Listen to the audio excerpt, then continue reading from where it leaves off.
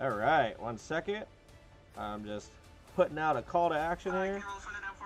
All right, we are in this.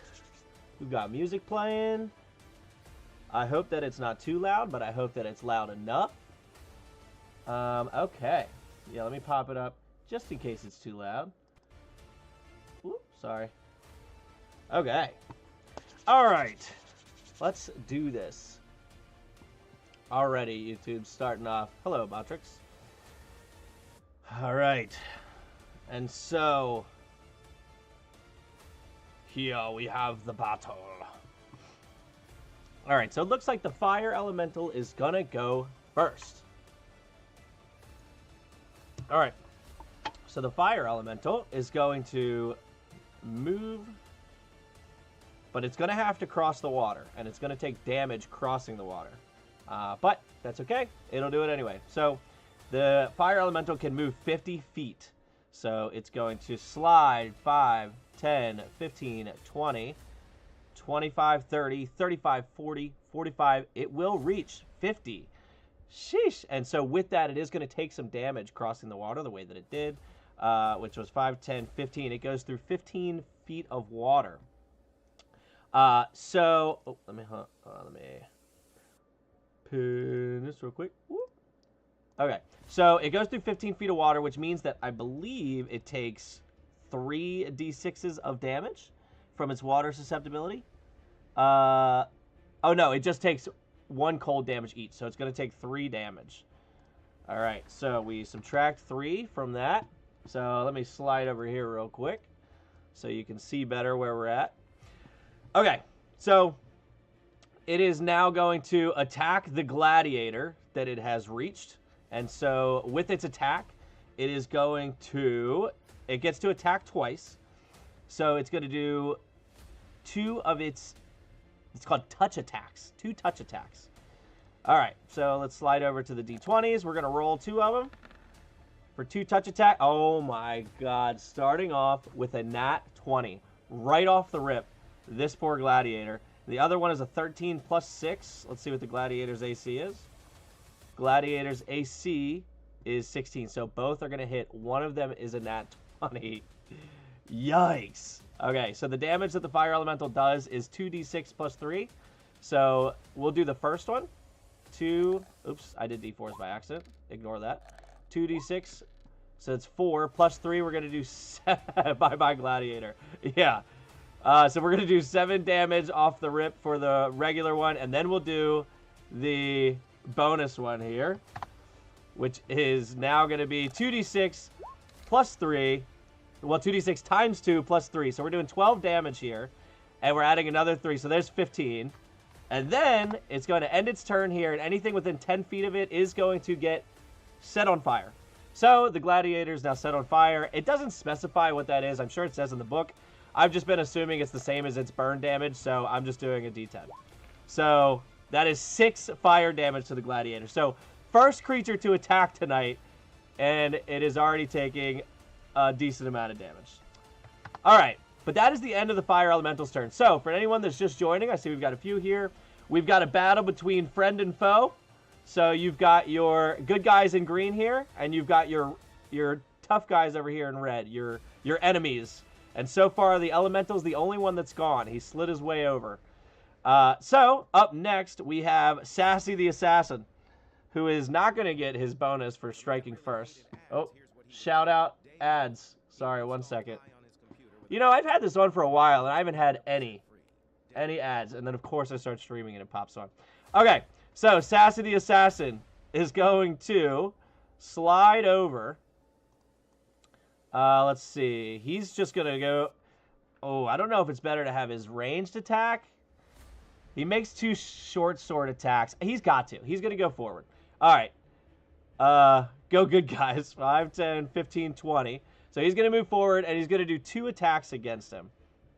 So I believe that they both have a good bit of like poison damage if they hit. Let me double check that.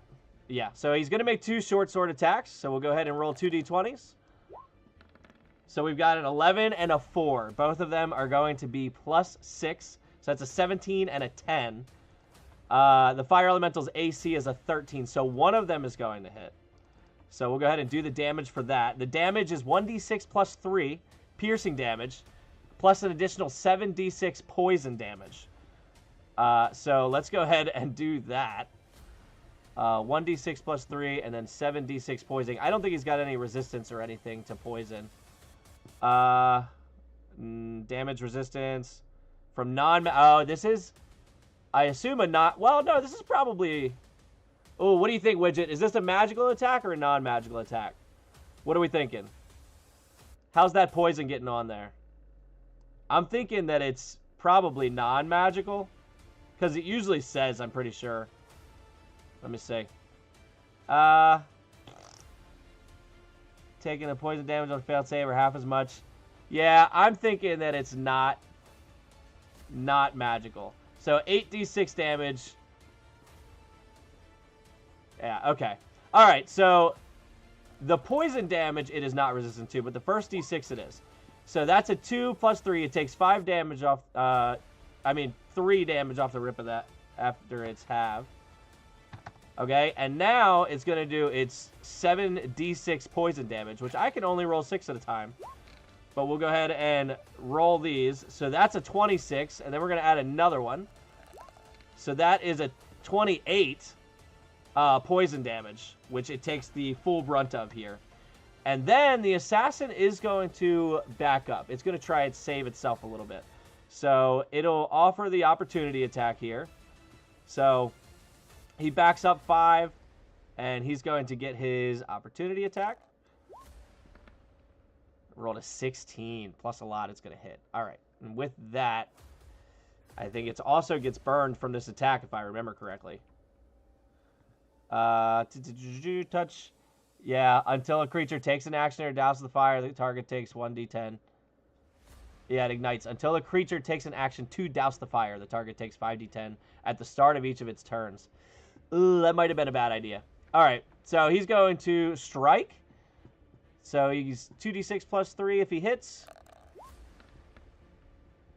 7. Oh, wait, I already rolled to hit. That's right. So it's 2d6 plus 3.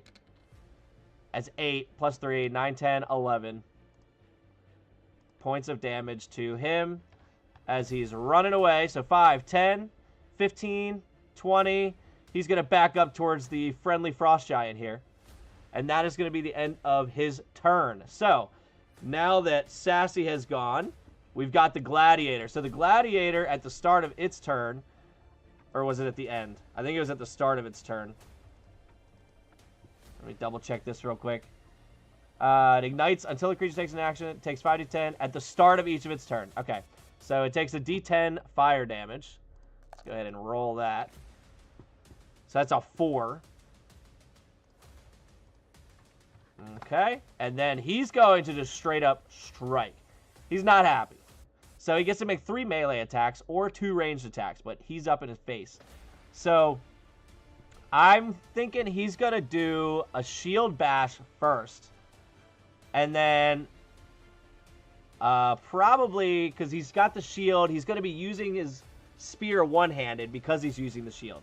So we'll do the shield bash first. Let's see if this hits. That is a nat 20. It is definitely going to hit. 2d4 plus 4 bludgeoning damage. So 2d4 times 2, which is a 2 and a 2. So 4 times 2 is 8. Plus 4, you got 12 bludgeoning damage to the fire elemental. And then it has to succeed on a strength saving throw. So let's see if what his strength modifier is. It's just a +0, so let's see what he's got. Oops, I didn't mean to roll 2. Ignore that. All right, here we go. It's a 17 plus 0. It is going to save, so it's not going to be pushed back. But then he's going to strike twice with his spear, the one-handed weapon attack. So, flippin' adds. All right, I'm getting out of this one because the other one didn't have ads earlier that I was playing with. Let's do ambush. This one's a good one. Another nat 20. Are you kidding me? And the 12 plus 7, 19 is definitely going to hit. These are a little meaner. All right, so the first one, the 2d6, this will be the doubled one. So 6 times 2 is going to be 12. Plus 4, we have 16 points of damage from that attack. I need these dice. Yeah, for real. This is 2 nat 20s. And then it's going to take its second attack, which it did hit. So we get another 2d6 to strike. 7, 8, 9. Plus 4, 10, 11, 12, 13 more damage. This fire elemental is getting worked. Okay, and that is the gladiator's turn. It does have its reaction. I got to remember that. Okay, so the gladiator has gone. Up next, we have the fire giant. The fire giant, this hulking beast is going to... And you watch as he's got these rocks here, or she's got these rocks here. She's not even going to try and step on them. She's just going to step right through the water. 15, 20, 25. We'll say she's going to go around the trees. And I believe they have 40 movement. Let me double check that real quick. Let's see. No, it's 30 movement. I lied. So back her up 10 feet. All right. So she's not going to be able to reach them. But I think she's going to see the pirate captain here. And she's going to chuck her boulder. So with that, she's going to make a rock attack, which is plus 11. Against the pirate. All right, let's see what we got. All right, we have a 9 plus 11. That's a 20. That is for sure going to hit. So with that, she gets to do 4d10 plus 7 damage. Fire giants are broken. FYI. All right, so that's a 27 plus 7. 34 points of damage to Majestic, the pirate captain. It's always the boulder. Yeah, because they can stay so far away and do so much damage. It's insanity. By the way, anybody that's joining, if you want to see what we're doing here, we've got 2 groups. If they have a red dot on them, they're the bad guys. If they've got a green dot, they're the good guys. And we really, whoever you want to root for. So it makes its boulder attack. It's going to stay there. So now we have the Mephits. Mephit number 2 is going to fly. Now, they don't fly very far, if I remember correctly. They're only flying 30 feet. All right. 5, 10, 15, 20, 25, 30. And they don't have any range, I do believe. Reach 5 feet. They have the fire breath, but they're not close enough for it. So the Mephit's not going to do anything. And then Mephit number 1 is going to go and do the same thing. 5, 10, 15, 20, 25, 30. And he's going to hover over the water momentarily. Okay. Up next, we have Kelvin. Kelvin the Frost Giant. All right. So, the Frost Giant could do the same thing and chuck the boulder, in all honesty. Jesse, what's going on? Is there a reason for the hello? Question mark. What's the hello?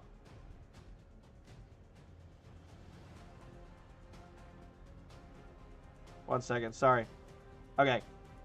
So, the Frost Giant is going to move. Yeah. Came up with that on the spot right before I made the stream.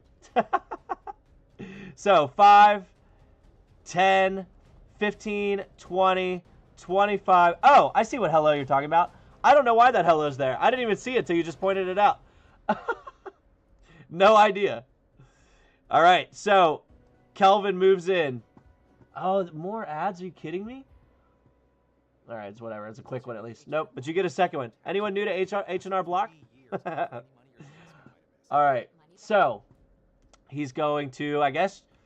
Okay, what should he hit the fire elemental or fire giant?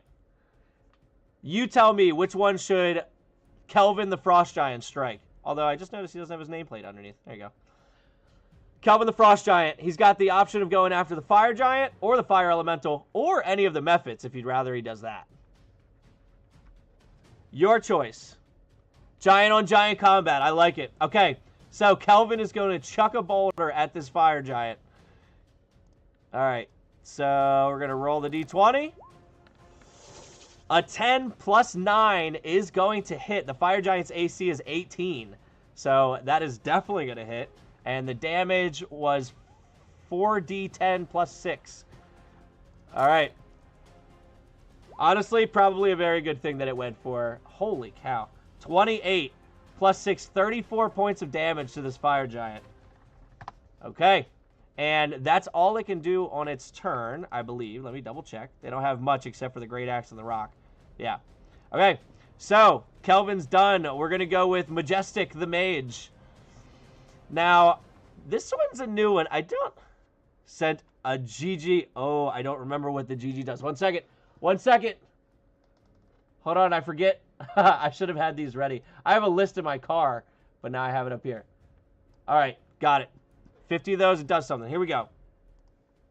So, what spells does Sassy have? I do appreciate it, by the way, Jurask. Love the name. Love the name. So, the mage, what spells should it use? He could obviously fireball, but we got fire people here, so that's not going to do anything. So, I'm thinking Ice Storm, but Ice Storm, I think, can get a little wild. Because it may hit all the people around. Let's see. Ice Storm. We have... why did that not pull up? Hold on. I'm looking for Ice Storm to see exactly how this one works. Alright, Ice Storm 2014 edition, because I haven't looked at anything 2024. Sorry if you have. I don't know anything about the new ones. Alright, so Ice Storm. Casting time is 1 action, 20-foot radius, 40-foot high cylinder centered on a point. A hail of rock-hard ice pounds to the ground in a 20-foot radius. Each creature in the cylinder must make a dex save. Creature takes 2d8 bludgeoning and 4d6 cold damage on a failed save. I could use a 5th level and make it 1 higher. I'm thinking that he might want to do that. So, all right, let's do it. We're going to do it. We're going to do it. So, let me pull out. I think they have a cool little magic thing I can use for this too. Breath, rock, burn, glow. Oh, here come roses. Jurask, you are awesome. Cool name, cool person. All right. Does it reach here? Oh, it's not big enough. All right, so we just have to visualize it. We have to assume it. So it is definitely going to hit these two. 5, 10, 15, 20. 5, 10, 15, 20. It's going to hit all 4. All right. He's for sure doing it. So the Fire Elemental, the Fire Giant, and both Mephits are going to have to make a save. All right. Let's see what kind of saves they got. First, with the Fire Elemental, Dex save. That's an 18. It saves. Now with the Fire Giant. Oops. That's supposed to roll. Theater of the Mind in D&D. What's this nonsense? Oh, that's a D12. Ignore. Ignore, ignore. I hit the wrong one. All right. That's an 8 for the Fire Giant. I don't know what the bonus is, but it fails either way because it's definitely not high enough. The Mephit is a... Oh, I thought it was a nat 1. It was a 19. 19. So the Magma Mephit 1 is going to save. And then Mephit 2, 7 is going to fail. So the Fire Giant and Mephit 2 both fail. The Fire Elemental and the first Mephit succeed. So let's go ahead and do the damage for this one. Oop, I hit the wrong thing. So the damage for it was 2d8 plus something bludgeoning damage. That's 2024 rules. I pulled up the wrong one. So it's 2d8 plus 4d6 cold damage. All right. So here's the 4d6 cold damage, which they may be susceptible to. 12, 13, 14. All right, let me see. Are they... Nope, nothing there. I know the Fire Giant isn't. Let me check with the Mephits. If they take cold damage, they are. So the Mephits are going to take extra cold damage. So that's 28 for them, which I think kills both of them. It does. It is going to kill both Mephits. It is wild to me that the Fire Elemental's not susceptible to it. or not vulnerable to it, but that's okay. So, minus 14. Or no, he succeeded, so that's minus 7. So I need to add plus 7 more. And then she takes the full strike, minus 14. Okay, and then I still need to do the bludgeoning damage. So, which is, or no, this was supposed to be 2d8s. Sorry, wrong dice. That is an 8 and a 5. Sheesh, 13 points of bludgeoning damage. So this one takes half, so it's going to take 7, minus 7. This one takes full, minus 13. All right, and then let me just mark these with an X, so that way we all know that they are dead. It is looking good for the good guys. The good guys are doing well. Okay, so now the mage is probably going to back up, probably 15 feet. Okay. Oh, I accidentally named the pirate Majestic. That was supposed to be the mage, but that's okay. Let me...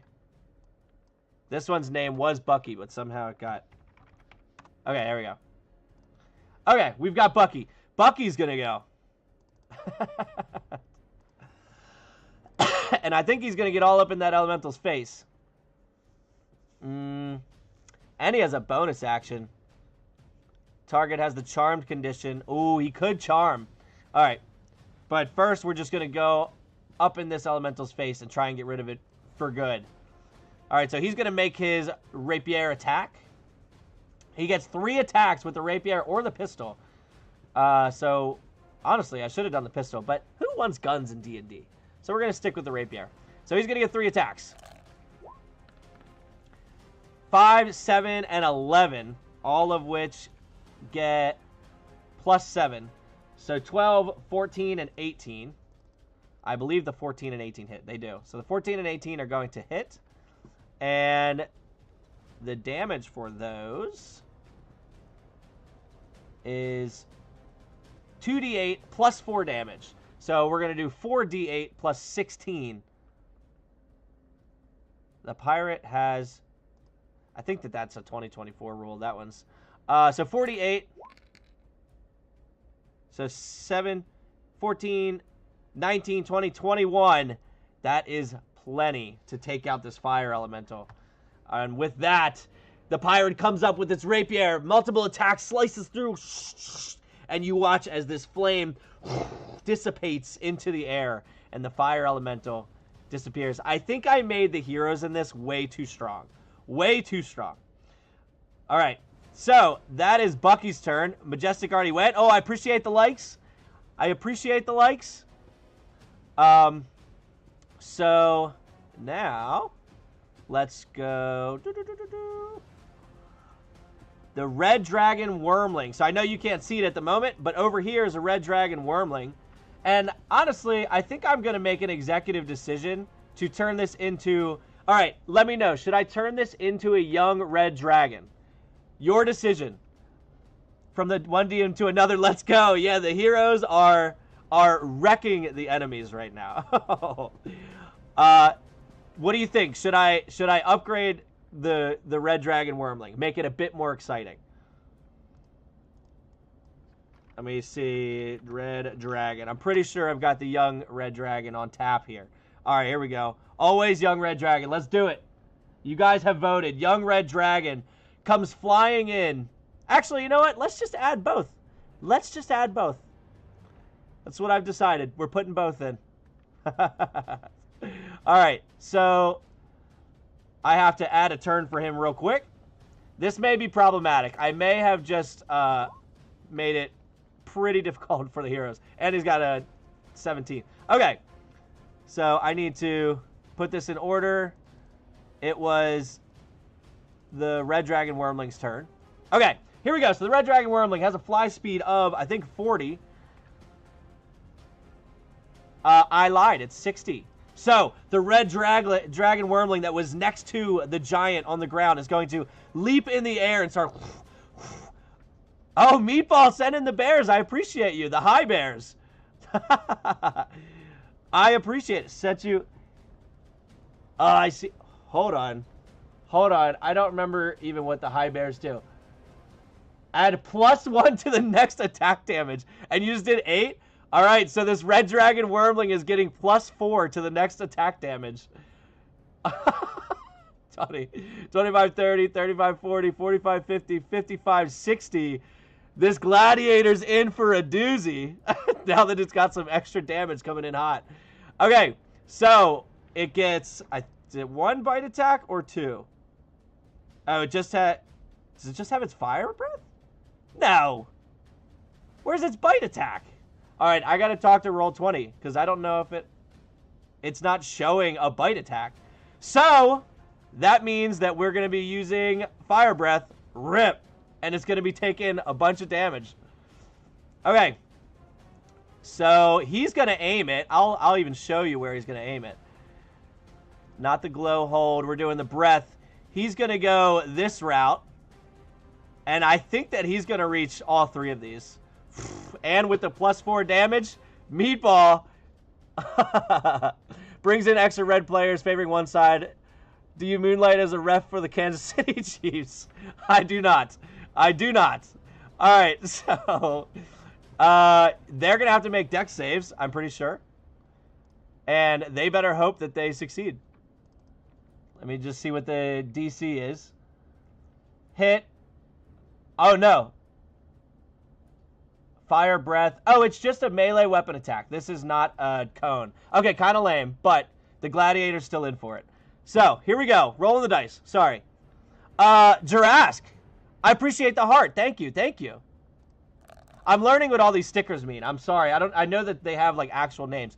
10 + 6 to hit the gladiator. Let me see. What is the gladiator's AC? It is 16. It just hits. So it's going to take 1d10 piercing damage plus 1d6 fire damage. And then...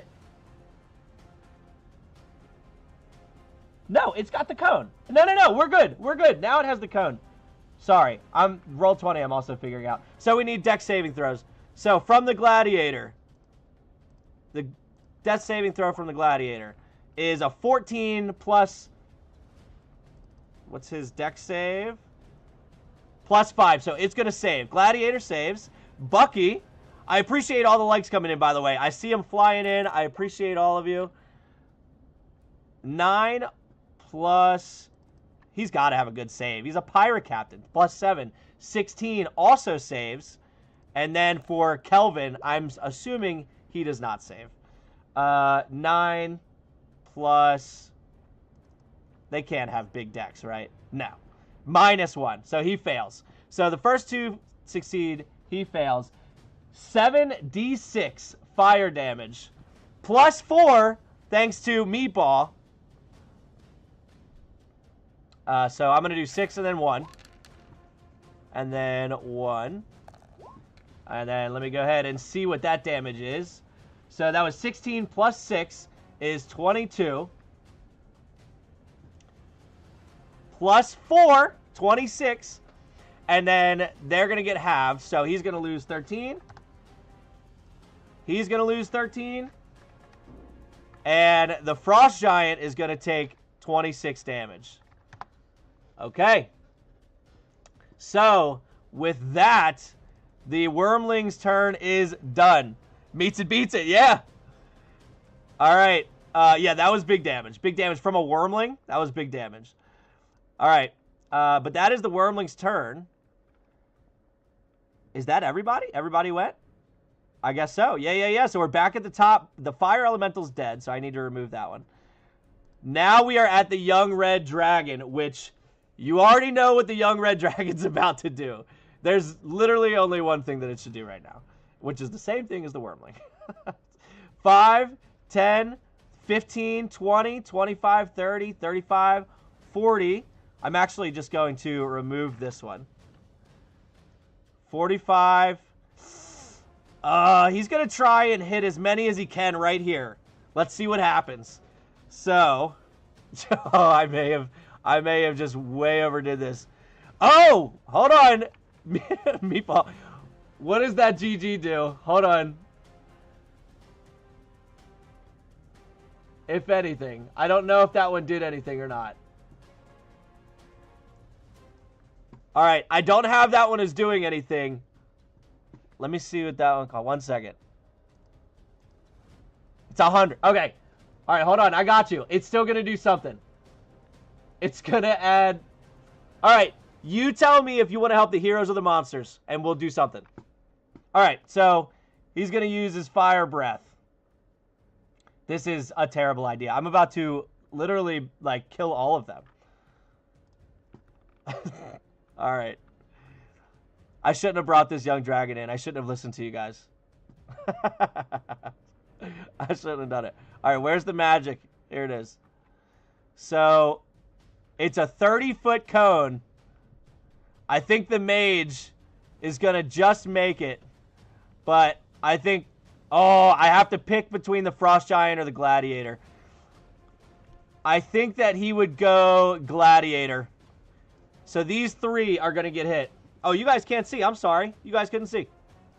All right. So, yeah, Meatball, you tell me who you want that to help, and I will adjust it. All right, so we need deck saves. Bucky first. He's got a big deck save. As a 9 plus 7, 16. And what was the deck save? The deck save was 17. Bucky just fails. All right, the Gladiator is going to... 12 plus 5, 17. He just succeeds. And then Sassy the Assassin also has to have a high one, right? It's an assassin. It's a 9 plus 6, 15 also fails. So the Gladiator is the only... Oh, no, I said that Kelvin... So Kelvin would not have succeeded then. All three fail. This is not good. This is no good. All right. So 16 D6 fire damage. Oh, no. All right. So we're just going to roll four times and add them up. Oh, my God. There were 3 6s in that? They're all dead. They're literally all dead. There's no way. I think I'm going to have to say, Meatball, that yours helps the hero because this is no good. They're about to all perish. All right, 22, 32, 38, 48, 53, 63, 64. I don't have to, Meatball. You tell me. You tell me. You're the one that gave it. All right, 64 damage. Oh, my goodness. So Bucky, in a flaming cone, gets burnt to ash. Oh, no. Bucky. No. All right. The Frost Giant. He's still alive, but boy, as a Frost Giant getting singed, no good. And Sassy, on the brink of death with that, goes from 67 to 3. Help those monsters. All right, you said it. Stop. They're already dead. Yeah, Widget, Meatball's causing mayhem here. Against these poor heroes. Okay, so with that, its turn, or his turn is over. We've got Glad the Gladiator, who is, okay, so now let me, real quick, with your super GG that you added there, I believe we're going to add a CR1 monster. I think that's the equivalent. So, let me... All right, here.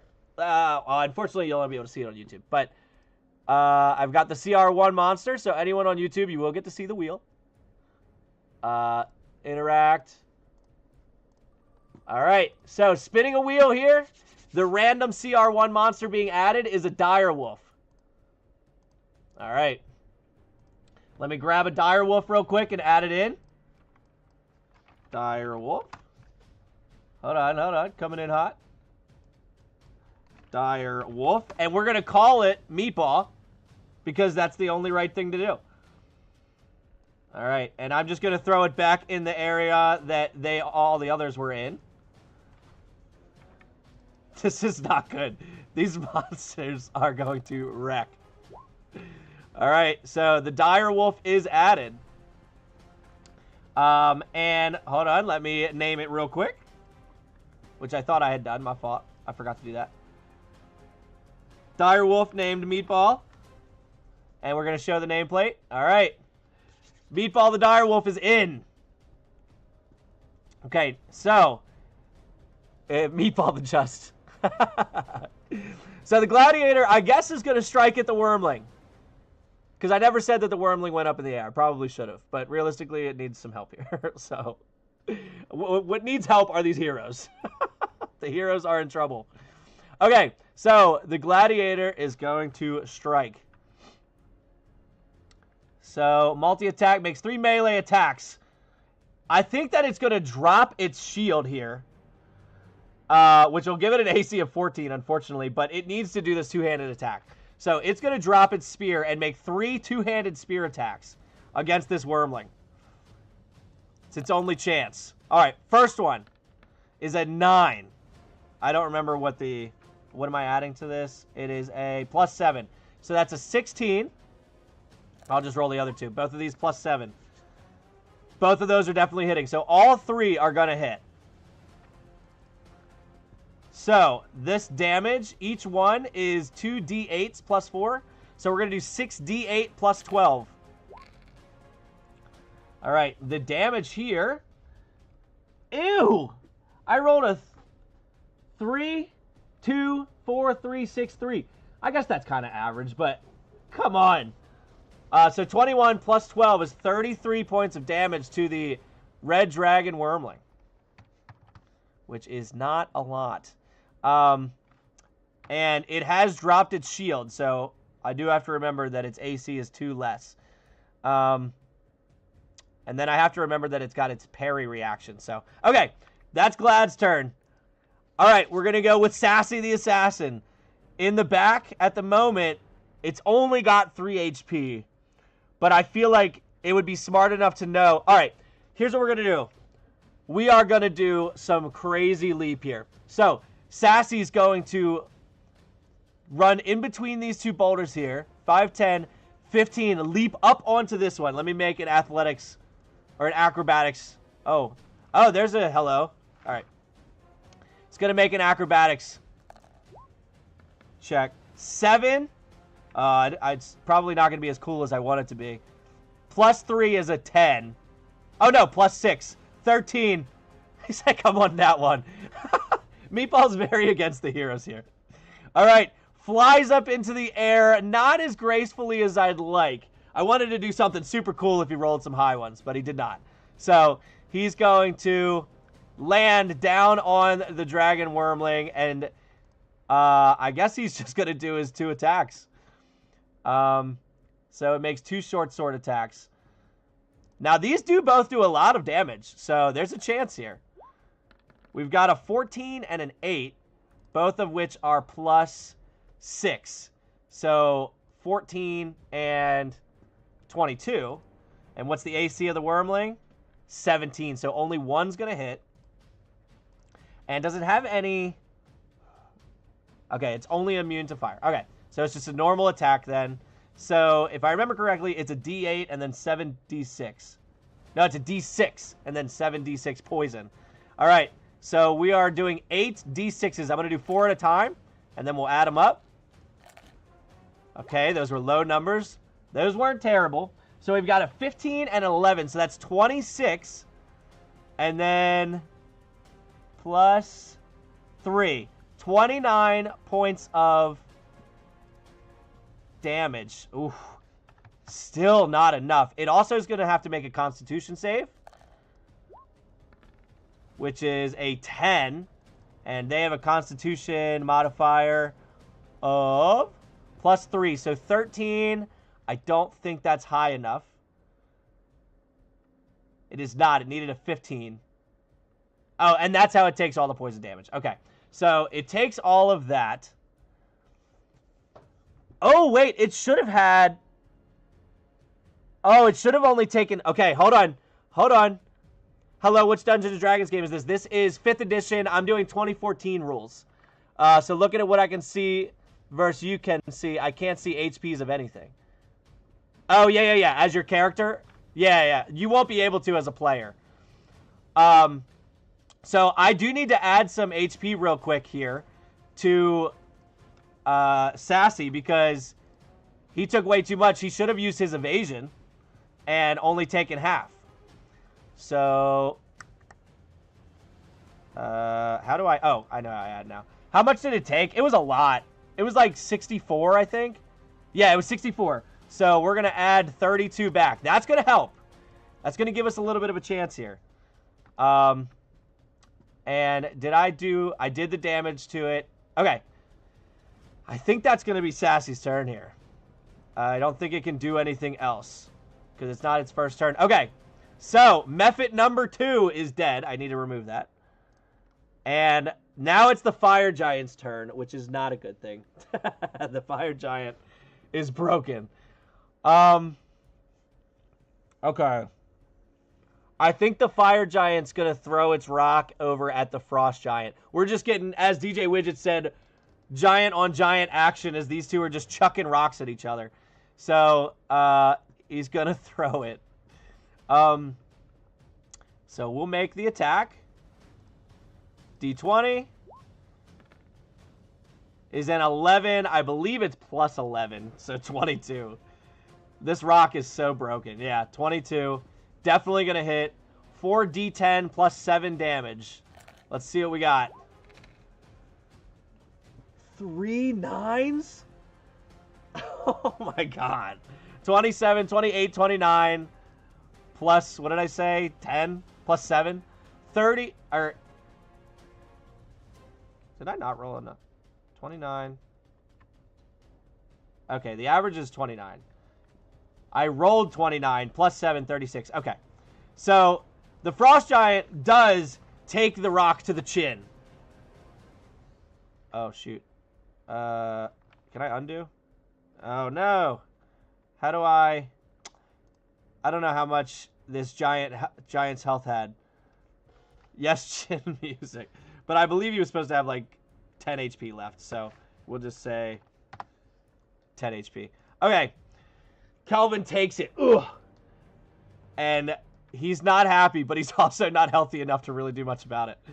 Okay, Mephit 1 is dead. So... All right, no, we're not at the end of the lineup, but I'm going to give a quick rundown to everybody that's here. We have 2 groups of creatures. We have the enemies with the red dot and the heroes with the green dots. Currently, Meatball is playing a big part in the enemies having quite the upper hand in destroying the heroes. The heroes are not looking good. So, yikes. But, how many likes do I have in the video? I have 1 like on the YouTube video, which gives me 1 advantage roll, which I may be using here. So, it is Kelvin's turn. Okay. I'm seeing bears coming in. Meatball. You're insane. I'm seeing 3 bears. That is... hold on. I believe every 2 bears. Yeah. So, we got another... I'm just going to round it up to 2 more damage. 2 more damage to the next attack. Which... oh, actually, you know what? Those should have been for the heroes. I just realized that. The bears should be for the heroes. So, I gave the enemies some extra attack earlier on. But this one's going to be for Kelvin. So, he's doing 2 extra damage on his next attack. 10 total. Okay. Yeah, I gave you the 3 before. I'm going to give you 2 here. So, we're going to get 2 extra damage from Kelvin on his rock attack that I think... No, he's going to move. All right. So Kelvin is going to 5. I would like to get in the mix here somehow and attack both of these. So that's 5 movement. All right, it's fine. He's going to go up and attack here because he's going to say, all right, the others can maybe handle at least the Wormling. So he's going to do 2 attacks against the young red dragon. All right, here we go. 11 plus, I think it was 9. Let me double check that. Plus 9, so that's 20 to hit. That's a definite. Give me a nat 20. Give me a nat 20. 7 plus 9 is 16. That one's definitely not going to hit. Yeah, because its AC is 18. Okay, so only one hit, unfortunately. Oh, that was cool. I didn't mean to do that. So 3d12 plus 6 slashing damage. There was such a chance there for it to do massive damage to this guy. All right. Oh, I was wondering how that happened. All right. So we have, yeah, so someone in YouTube did the fire, not me. I was wondering because I thought maybe I clicked something that made it do it automatically. So we have 11 plus, I don't even remember what I said now. Got me distracted by the fire. 11 plus 6, 17 points of damage. Oh, plus 2, 19 points of damage. Shout out Meatball. He comes up. How do I get those kids' character sheets? Oh, they are free over on my Patreon. My Patreon is more D&D, just like my TikTok and my YouTube. You can go over there. You don't have to make an account or anything. You can just scroll down my page and you'll see it. It's free. Okay, so the next one is Majestic. I really wanted Kelvin to do more there. Okay, the mage is up. I think... Do they get one more of these? Oh, they can do Ice Storm 3 times. And I can even up it one. Or do I do Cone of Cold? She'd have to get in it. I think she's going to do Ice Storm again. Where's your furry little meatball? He rolled really high, so... Oh, wait. Yeah, you're right. Where is he? I know he rolled high. He should have been at the top of the order. Oh, he's right here. He'll be after Bucky. I'll have to resort the thing. He rolled a 6 on his initiative. All right, but Majestic the Mage is going to come in and is going to put an Ice Storm that's going to hit the Wormling, the Young Red Dragon, and the Fire Giant. So all of them, I believe, have to make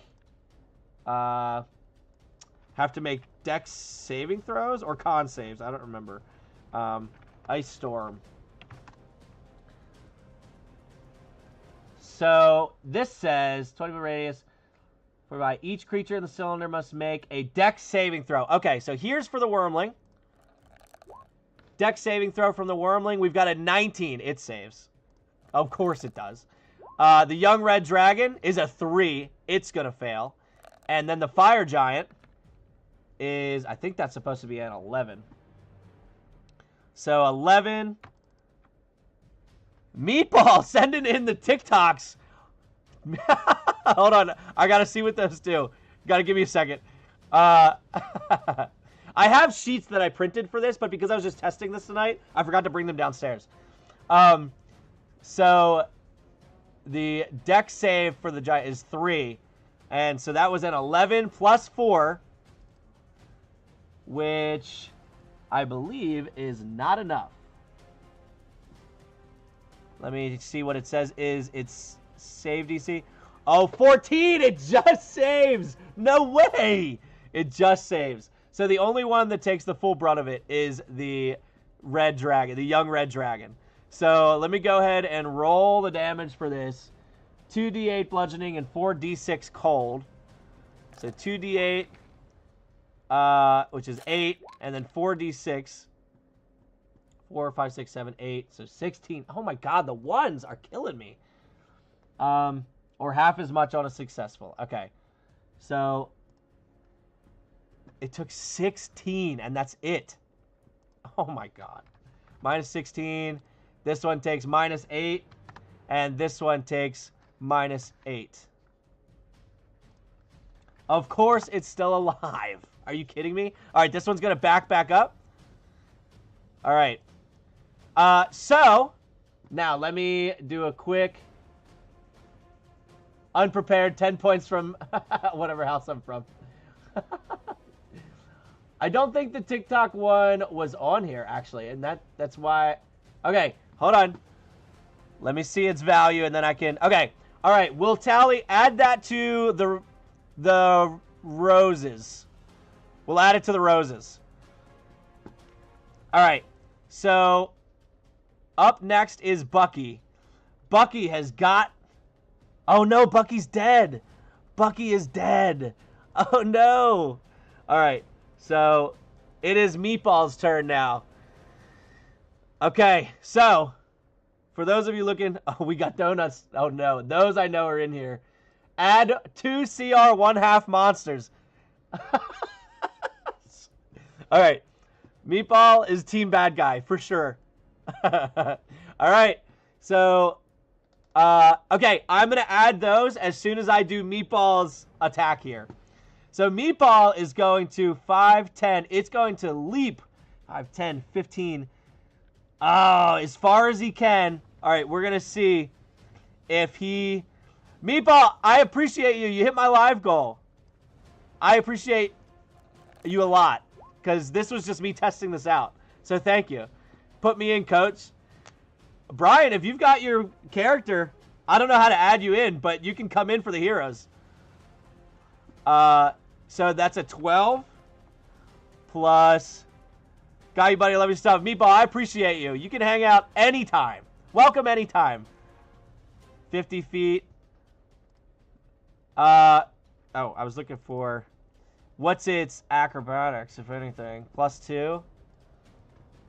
All right, so... I'm going to say that he leaps onto this rock here, slips a little. I'm going to say he loses 5 feet, but it's really kind of irrelevant because Meatball's running up to... He's got 50 feet, and he's running up. Meatball's about to take out this giant. So, Meatball runs up. What's his attack? He's got 1 bite attack. It's +5 to hit, and it does 1d10 +3. There's a chance that Kelvin lives here. The Fangs of Justice. 7 plus 5 is 12. Wait a minute. The AC is 15. It runs up, and as it goes to latch on to the Frost Giant grabs the mouth and just pushes it away, and you watch as the wolf and like growls back, ready to attack. So it does not do anything, but it is ready again. Okay, so now we need to add 2 CR 1/2 monsters as Brian tries to figure out a way for him to get in. So let me put in the wheel here. Okay, so Meatball, what you have paid for with your donuts is a black bear. And what's the next one? What's the next one? A chitin. I don't even know if that'll be in here. Let me see. I may have to re-roll if it's not in here. So we have a black bear, which I'm pretty sure is in here.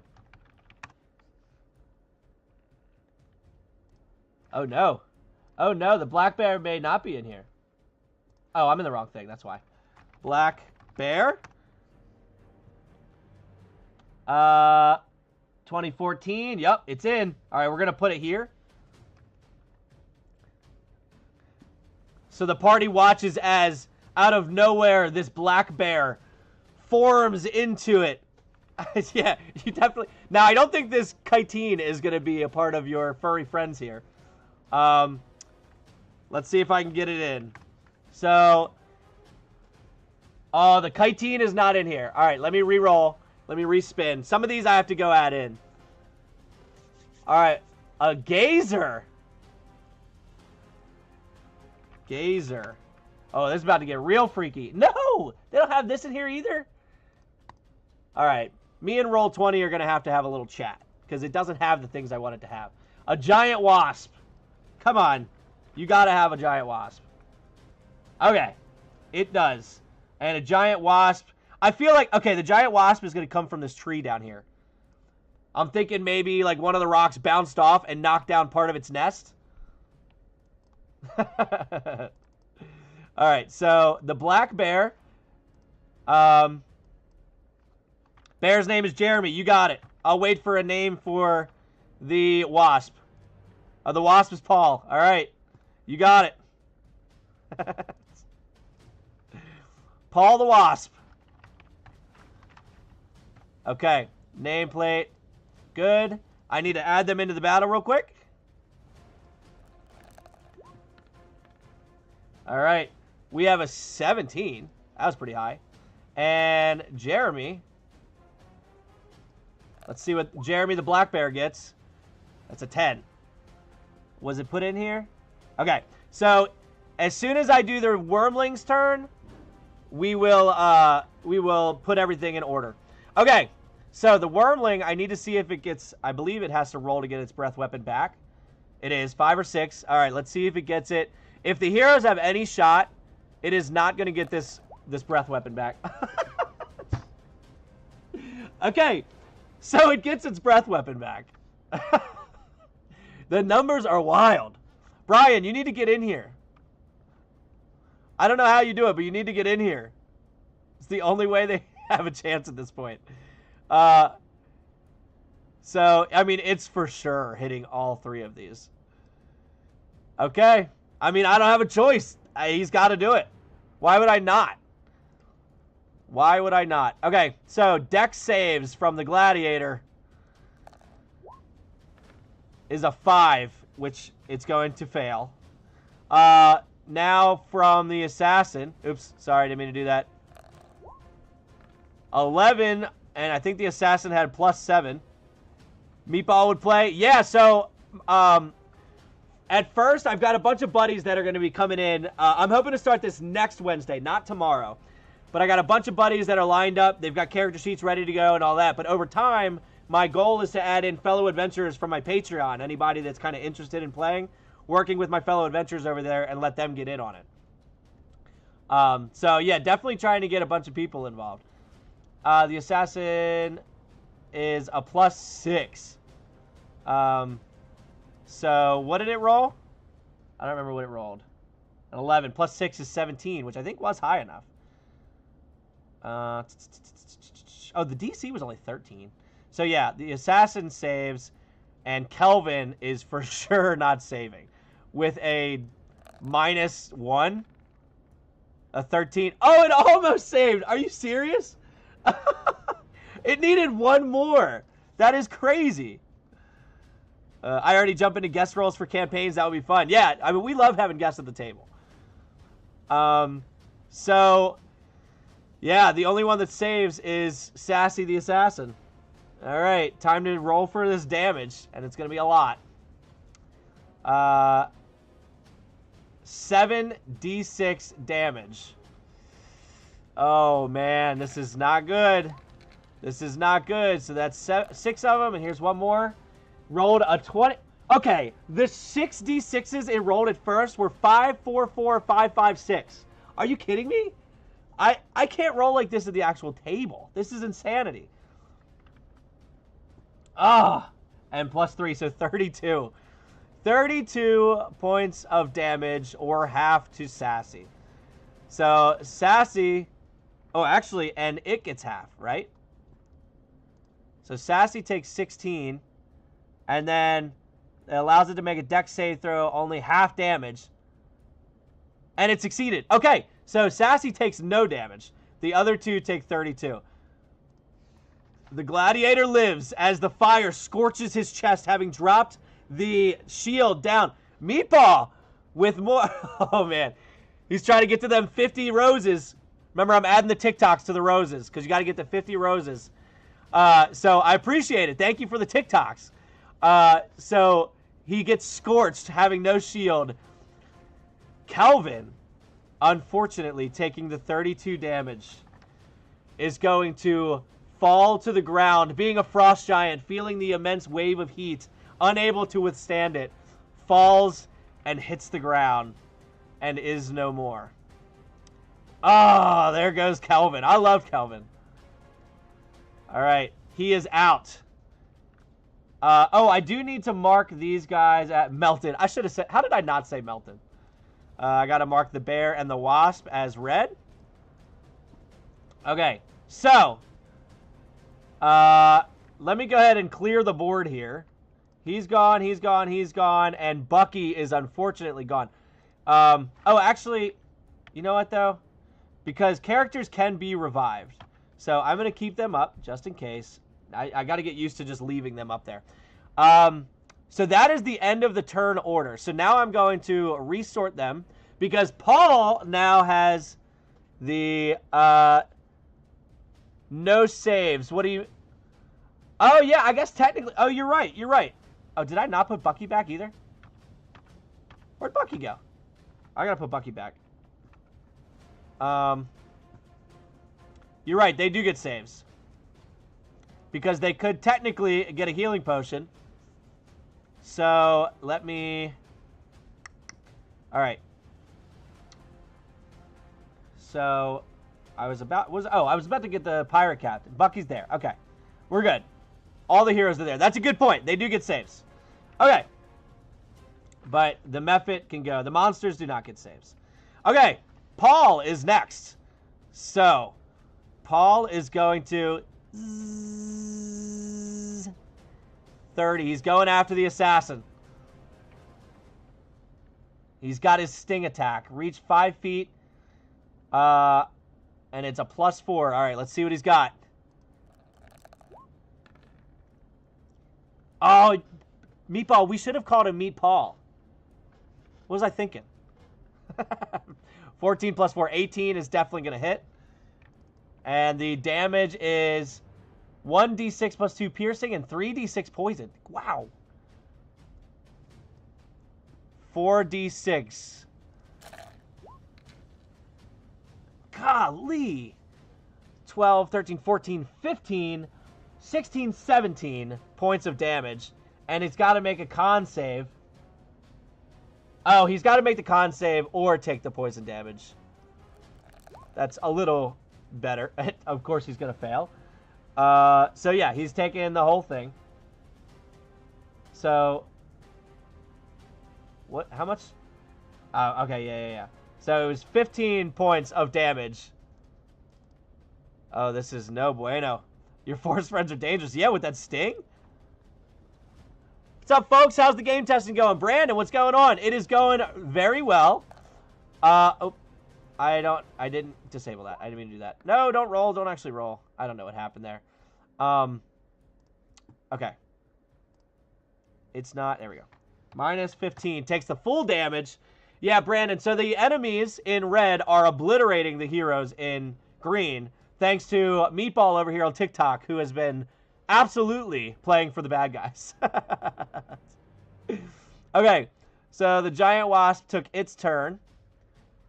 Up next, we've got the young red dragon. Now, if these heroes are to have any chance whatsoever, the young red dragon, who is going to roll now to see if he gets his fire breath back, is going to roll something from 1 to 4. Otherwise, this is not good. He rolled a 2. Okay. All right. Fun thing about Roll20 is that you can do death saves only to the DM. It adds... Oh, really? That's awesome. That's actually how we play at the table. I have my players text me. Also, shout out for almost 5,000 likes. You guys are great.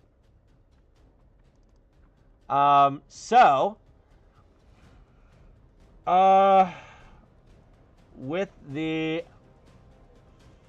He's good. He gets 3 attacks. 1 with its bite and 2 with its claws. Oh, man. This could be it. This could be it. I think that he's going to fly over, and he's going to get... just to make life easy, I'm going to bring him back here. He's going to... I'm at 6 point... Oh, interesting. This is just showing me 4.8, but it may be very well behind. So this dragon is going to turn and attack the gladiator and the assassin. So we'll start with his bite against the assassin. Let's see what he's got. That is a 10 plus 10. Oh, he's definitely hitting. Which is 2d10 plus 6 piercing and 1d6 fire. So 2d10, 1d6. Oh, I accidentally rolled 2d6s. I'll just take whatever the first one was, which was a 4. And of course I rolled a 10 and a 17 for the d10s. So 21 plus 6, 27. Oh my god, he's gone. No! He's gone. Oh, I think that Brian, I don't know if you're texting me or what. You are. Added him to the game.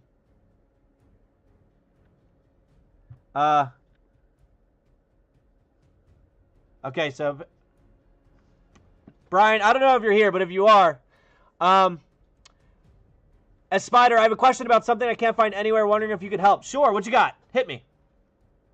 Okay, I'm sorry. So, as the dragon bites down on the gladiator instinctively reaching for his shield, remembering he doesn't have it, and in a comic, cartoonish look, he looks up to the open mouth of the dragon as it just Godzilla style chomps into it, splitting him in half. And the dragon's going to immediately, half gladiator in mouth, turn and claw attack twice. I'm sorry, I said gladiator. That was against the assassin. He's going to turn to the gladiator. So the assassin, same thing without a shield. He's going to turn to the gladiator now and strike twice.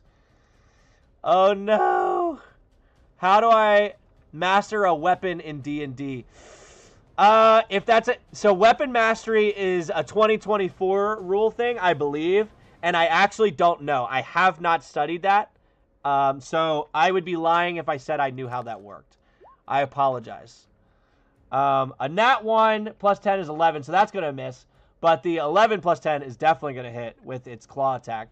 How much wood could a woodchuck chuck if a woodchuck could chuck wood? A woodchuck could chuck as much wood as a woodchuck could in one day, if you were ever wondering.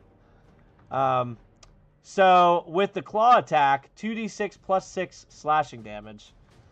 Alright, well, hopefully we're good here. Maybe let's not roll 6s, Fives. I asked for no 6s, we roll 5s, that's fine. So, 10 plus 6, 16 damage to the gladiator. Ah! How cruel would it be to start a new player with Taco? I don't know. Okay. Sassy the assassin is down. It needs to make a death save. Found a way to add my dude, but not going to be able to play because sick kid. Your wheel is still up. Oh, it is still up. Wow, no one on YouTube told me. I'm sorry. Sorry about that. All right. So,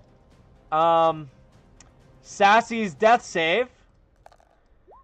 The first one is a success. Barely a success, but it is a success. So, that's 1. Okay.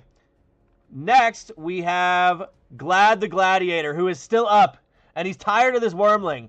So he is going to strike with one without the shield, still two-handed spear. Yeah, no worries, Brian. I get it, by the way. I don't know if I responded to that or not, but I get you. So he's going to attack. D20. An 8 plus, I think he was a 6 or a 7. Plus 7. 15 to hit, which I think misses. Right? AC of 17, of course it is. All right, so he's going to try again. The rolls for the heroes are no good. A 4, of course.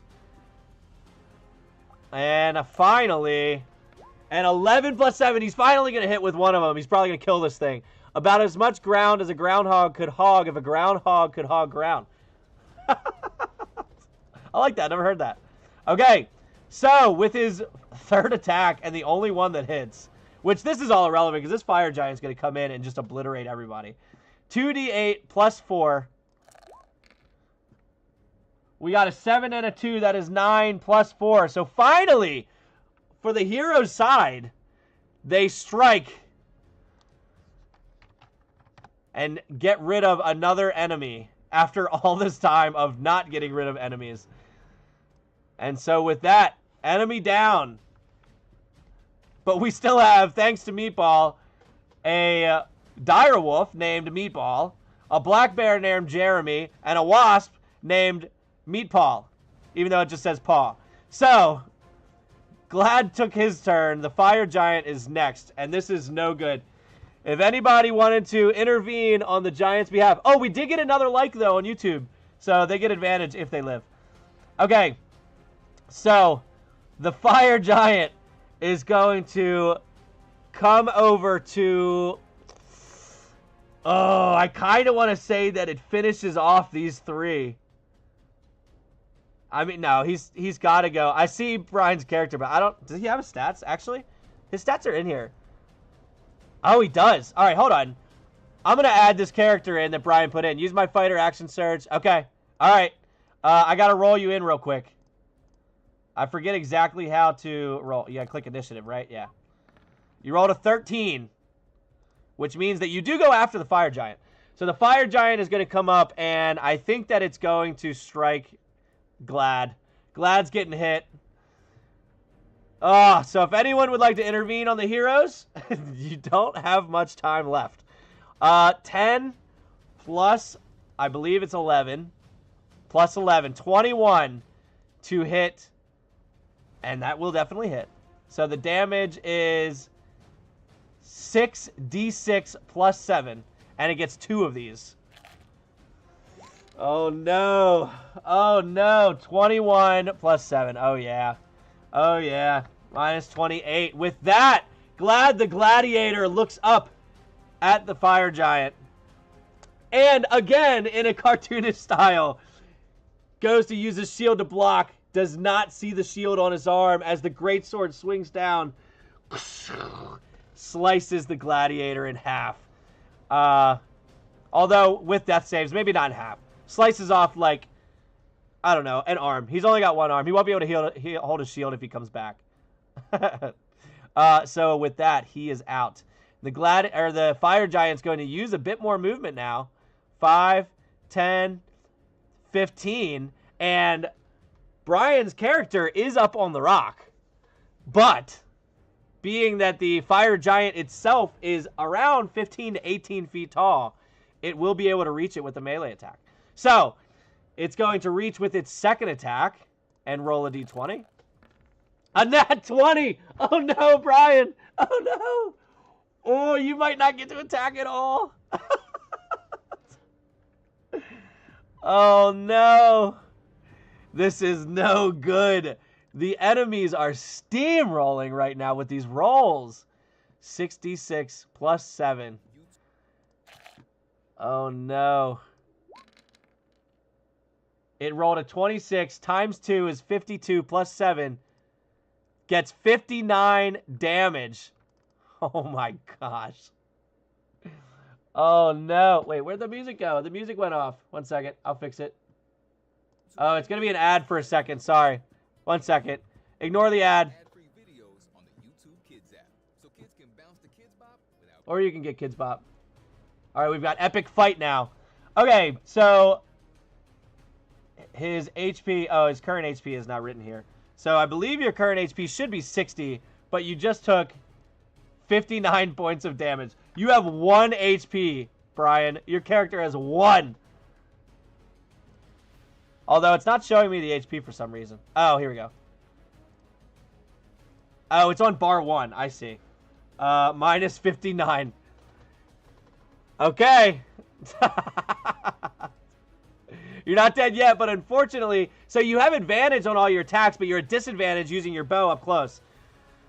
Yeah, so this this cocky elven archer comes frolicking up the rocks. I'll save the day as this fire giant notices him mid-slice of the gladiator and immediately just and goes to strike. So with that, the fire giant is going to end its turn. And now, Sir Howitz. Oh, I thought it was an 18.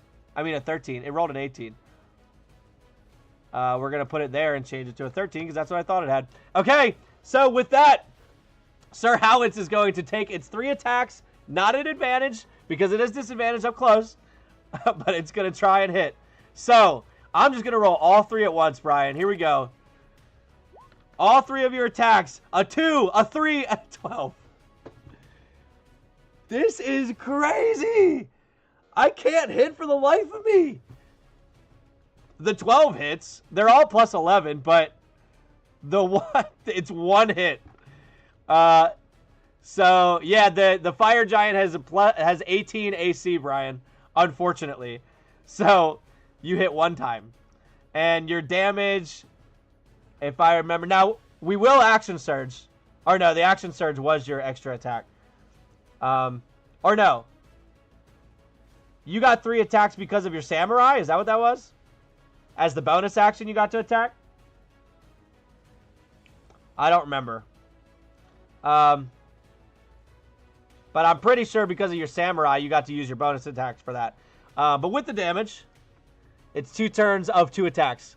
Okay, got it. Got it. I wish I could send in my cleric. Yeah. So your attack should be +5. Yeah, +5. So it's 1d8 +5. I'm pretty sure. But it's a +1, so yeah. What's your damage? Use my fighter action surge plus extra attacks, 4 attacks at 11. All advantages, 3 on each, 3 dice on each due to elven accuracy. Yeah, you don't get. All right, so I believe it is a 1d8 plus 6 or 7. I'll give you the 7 because we're in trouble. 3 plus 7, 10 points of damage to the fire giant that is absolutely wrecking everything. And then I imagine he would want to frolic away here, but he can't give him the extra attack. So he's got to stay. He's got to stay. All right. Jeremy the Black Bear is up. Sponsored by Meatball. 5, 10, 15. He is easy. He's good at going through the rivers. 15, 20, 25. Trying to catch all that salmon all the time, you know? So the black bear gets across the river. Nothing much it can do at the moment. Jeremy can't do much. Let me give you a little bit better of a view here. Okay. Up next is Kelvin, who is dead, but he needs to make a death save. Rip to Kelvin. Anyone joining, you do have the ability to try and help the good guys out. By liking the YouTube videos, we get a pool of advantage saves, or advantage rolls. And by sponsoring any of these, there's different sponsorships you can do to support them. That is a save. We've got one. One for Kelvin, so he still has the chance of coming back. So, up next, Majestic, who has yet to be touched, who has done 2 ice storms. Do I do ice storm or cone of cold at this point? Cone of cold is the 5th level. Cone of cold. I'm seeing you're saying cone of cold. Let me see. 60-foot cone, blast of cold air, 8d8 cold damage. I mean, I might as well, right? And I'm going to do it in a way that it doesn't hit any of these guys, but it's going to give fails to the people on the ground. Oh, I don't think they have a choice, though. We don't have a choice. We have to. All right, so let me see how a 60-foot... I mean, it's got the distance. Yeah, we can hit him. We can hit him. Every one of them. Majestic, the cone of cold. Here we go. So let's start with the dex saves. So here's from the fire giant. That's a fail. Oops, I didn't mean to do that. Now for the young red dragon. That's a 15, and I imagine that's a success. Let me check. Dex save is +4. Yeah. So that's going to succeed. So the young dragon succeeded. Here's for the wasp. 17. That's insanity. +2, 19. The wasp succeeds. The wolf. Let's see what the wolf gets. A 16. Oh my god. Are you kidding me? Yeah. He's going to succeed. This is crazy. Jeremy with an 18. This is insane. I can't stop All right. I guess I'm team bad guys here. So the only one that failed was the fire giant. That was it. For 8d8 cold damage, or half. All right. I better roll high for these d8s, though. 2 1s. Sick. Sick. Forest friends for the win. All right. Those were better, but oh my gosh. All right. So total damage for the cold was 35. So the fire giant takes 35 and apparently is not vulnerable. Oh, no. It had 80. Minus 35 would have been 45. I need to add plus 10 more. All right. You succeeded, so you're going to take 18. Minus 18. You succeeded. You're going to take minus 18, but that will kill the wasp. Oh, shoot. That was supposed to be minus 18, but the wasp is dead. So that takes care of one enemy. And all of these guys are going to fail their saves. Let's make this... All right, that's... So the greens are successes. The reds are fails. You haven't gone yet. You succeeded once, and you failed once now. You have now failed once. And change this to 0. Change this to 1. All right. So you failed one. Okay. Meatball takes half, which is minus 18. He lives. And the bear takes half and lives by 1. Oh! Oh, yeah, Meatball lived, though. You're okay. Meatball's still alive. And the mage is going to haul. 5, 10. Actually, hold on. Hold on. I believe... Oh, no, Misty Step is an actual spell. It's not a bonus or an actual action. No, it is a bonus action. But it's an actual spell, not a cantrip. Oh, no, it doesn't have a good option here.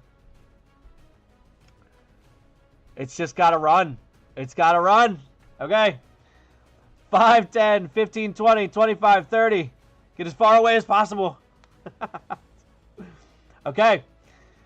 Up next is Meatball, who can run 50 feet. 5, 10, 15, 20, 25, 30, 35, 40, 45, 50.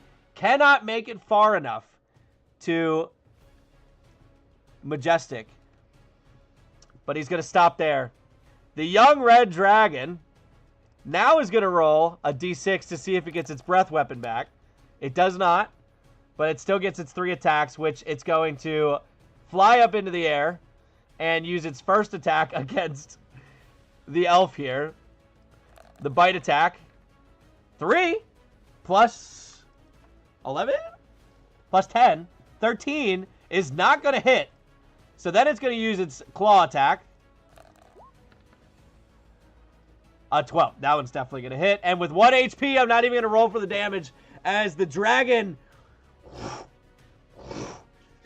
attempts to bite at the elf, who is on its last stand, manages to slide just out of the way. And as he does, he feels the deep cut of the claws of the dragon slice through its abdomen and finish him off. So the elf is now at 0 HP, and it is unconscious at the moment. Oh, and for those of you on YouTube, I also have cool... I wanted to put flashy things on the screen. Sorry, on TikTok, it won't let me. But on YouTube, I am able to. So, yeah, hold on. Wait till you see these cool images I got. So, the hero alerts. We have a hero that is knocked out. We don't have any dead heroes yet. And we have no heroes with low HP, but I should have had that one up. So, hero's knocked out. Okay. Now the dragon used 15 feet to fly up. 20, 25, 30, 35, 40, 45, 50. It is going to reach Majestic. And it's going to attack. All right. With a 4 plus 10, 14 to hit. I don't believe they have high AC. They do not. So it's going to hit with its second claw attack. And deal 2d6 plus 6 damage. which is 7 plus 6 damage. 13 to Majestic, who is now in some serious trouble as the final remaining hero against a series of very unfortunate enemies. So, that is the end of the Young Red Dragon's turn. Sassy the Assassin needs to make a death save. Let's see what we get here. Rolled a 2. That is another fail for the Assassin. Oh, who should have already had 1. Okay. You have a fail. Okay, you have a fail. Okay. Takes another fail. Sassy is 1 fail away from permadeath. Okay. So, it is now Glad's turn to make a death save.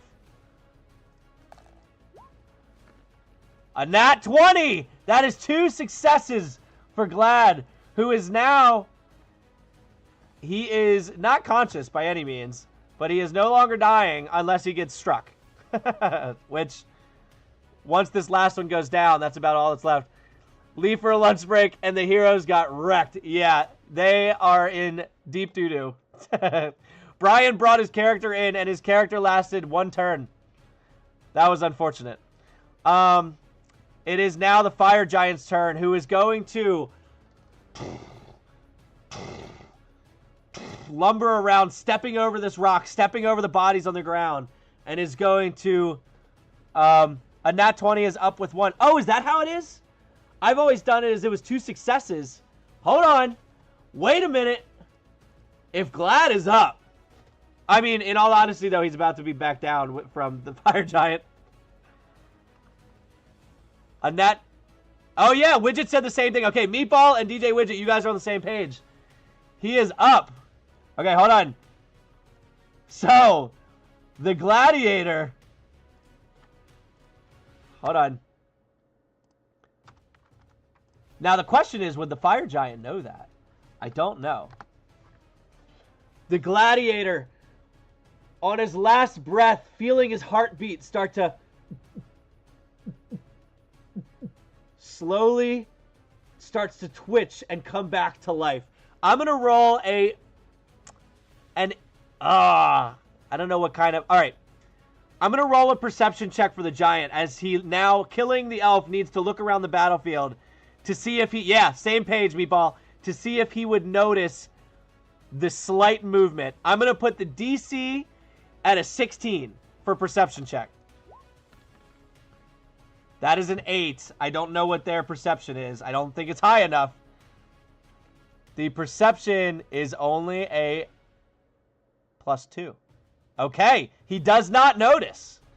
So, as was planned, this Gladiator now, seeing that he can get back up and he has the energy, he's going to almost play dead and try and pretend like he's not about to get up and do something.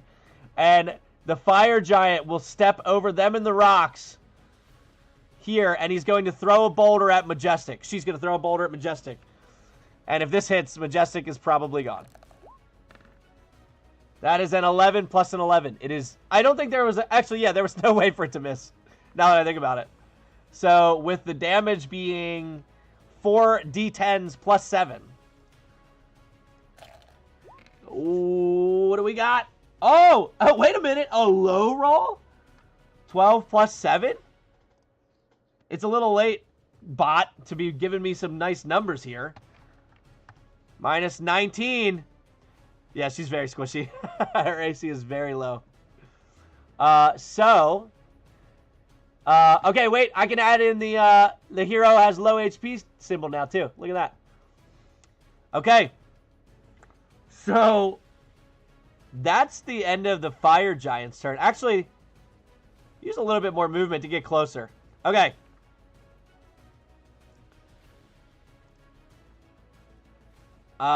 Sir Howitz needs to make a save. Let's see. Let's look for another nat 20, shall we? 15. It's a success, so that's good. All right. Jeremy, the black bear, is up. Okay. I feel like the black bear would go for the bodies that are down anyway, as, like, you know, black bears eat dead things. So 15 is going to go to the closest one, which would be either the pirate or the storm giant. So I'm going to roll a d10. Odd, it goes storm giant. All right, he's going storm giant. So he's going to have an attack at advantage. 13, which I believe hits already anyway. We'll do it natural. Okay, so he hits, and it's going to be an auto crit, which will do 2 fails. And with that, the black bear chomps into the giant's neck and starts eating at it and ripping it out and chewing it and enjoying this massive feast. Health potion. I don't have a health potion, unfortunately. This feels like leaving a TV series and then jumping back in, sitting here thinking, who's Jeremy the Black Bear? Yeah, Meatball brought in a couple monsters here. All right, so the giant is dead. Now watching on TikTok and YouTube. I appreciate you. Yeah, now you can see some of the cool flare things I have over there on YouTube. Some of the stuff I unfortunately can't put over here on TikTok. Okay. Oh, and now I can put up the third one, the hero slain. All right. With that, we go on to the next. You did a sticker? Did you? I didn't even see, it didn't even make a noise. It didn't pop up or anything. No way. Jesse. I appreciate you.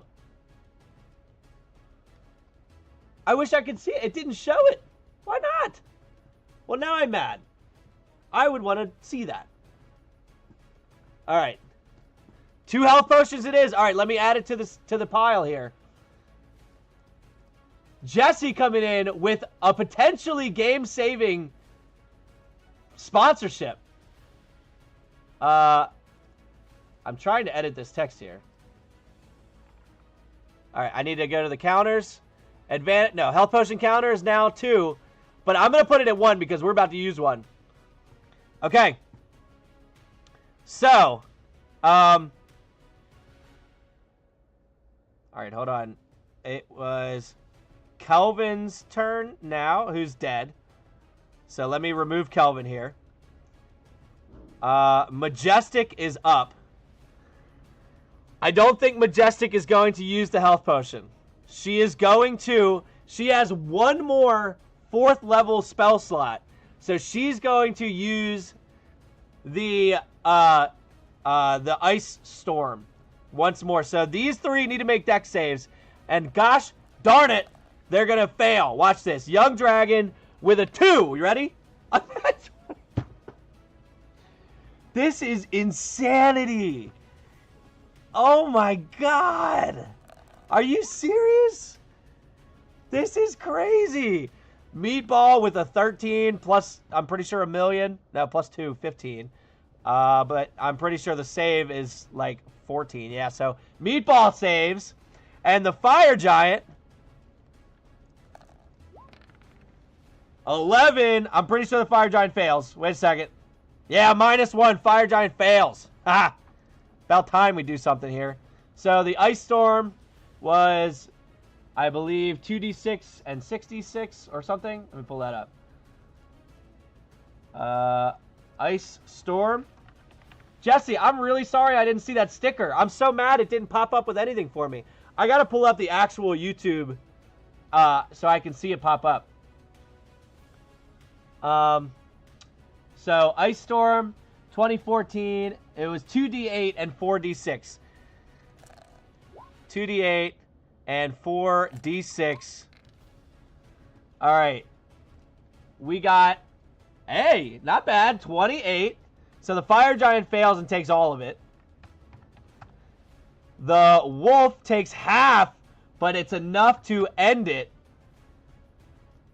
And Meatball is out. And the Fire Giant said, how much do the likes count for on TikTok? I have never done a TikTok where I was like getting likes, so I did not have a good idea of how many to make worth something. So, I mean, now that I'm seeing it, I mean, we're in the thousands. I didn't expect that at all. I didn't know how those worked over here. So I don't know. Maybe so. I will definitely implement something now that I've tested this. Maybe I'll make it like every 3,000 does something, or something along those lines. I'm not totally sure. Okay, so can I bring up a hero? Yeah, I mean, I'll take it. I mean, honestly, yeah, you've been putting in a ton of likes. I'm down. Which hero? I'll bring him up with 1 HP. Which hero besides Kelvin, who is dead? He needs a true resurrection. Bucky's up. Okay. Meatball coming in with another clutch save.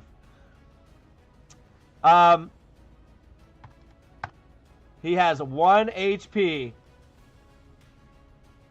Let me get rid of this.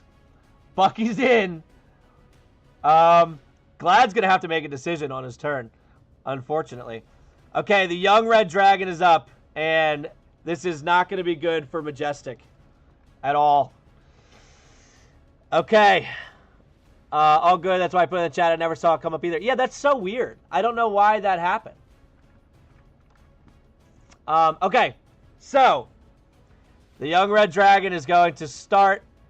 I mean, it's not even... I don't think I'm even going to bother rolling, because I have to roll for the nat 20, but it's going to hit no matter what. No, it has a plus 10. If it rolls a nat 1, it misses. Okay, here we go. So, to finish off Majestic, the red dragon... Oh, which is team enemy, but it doesn't show that. The red dragon is going to start with its bite. A nat 1, it misses. Anything else it hits. Okay, it's going to hit. And it's going to do most likely enough damage to end Majestic. Hashtag save the squish. Yeah, so that bite does 2d10 plus 6 and 1d6 fire damage. 2d10 and a d6, which we add together to be... Oh, it didn't roll the d6 for some reason. Which we add together to be 8 plus some, which is enough to end it.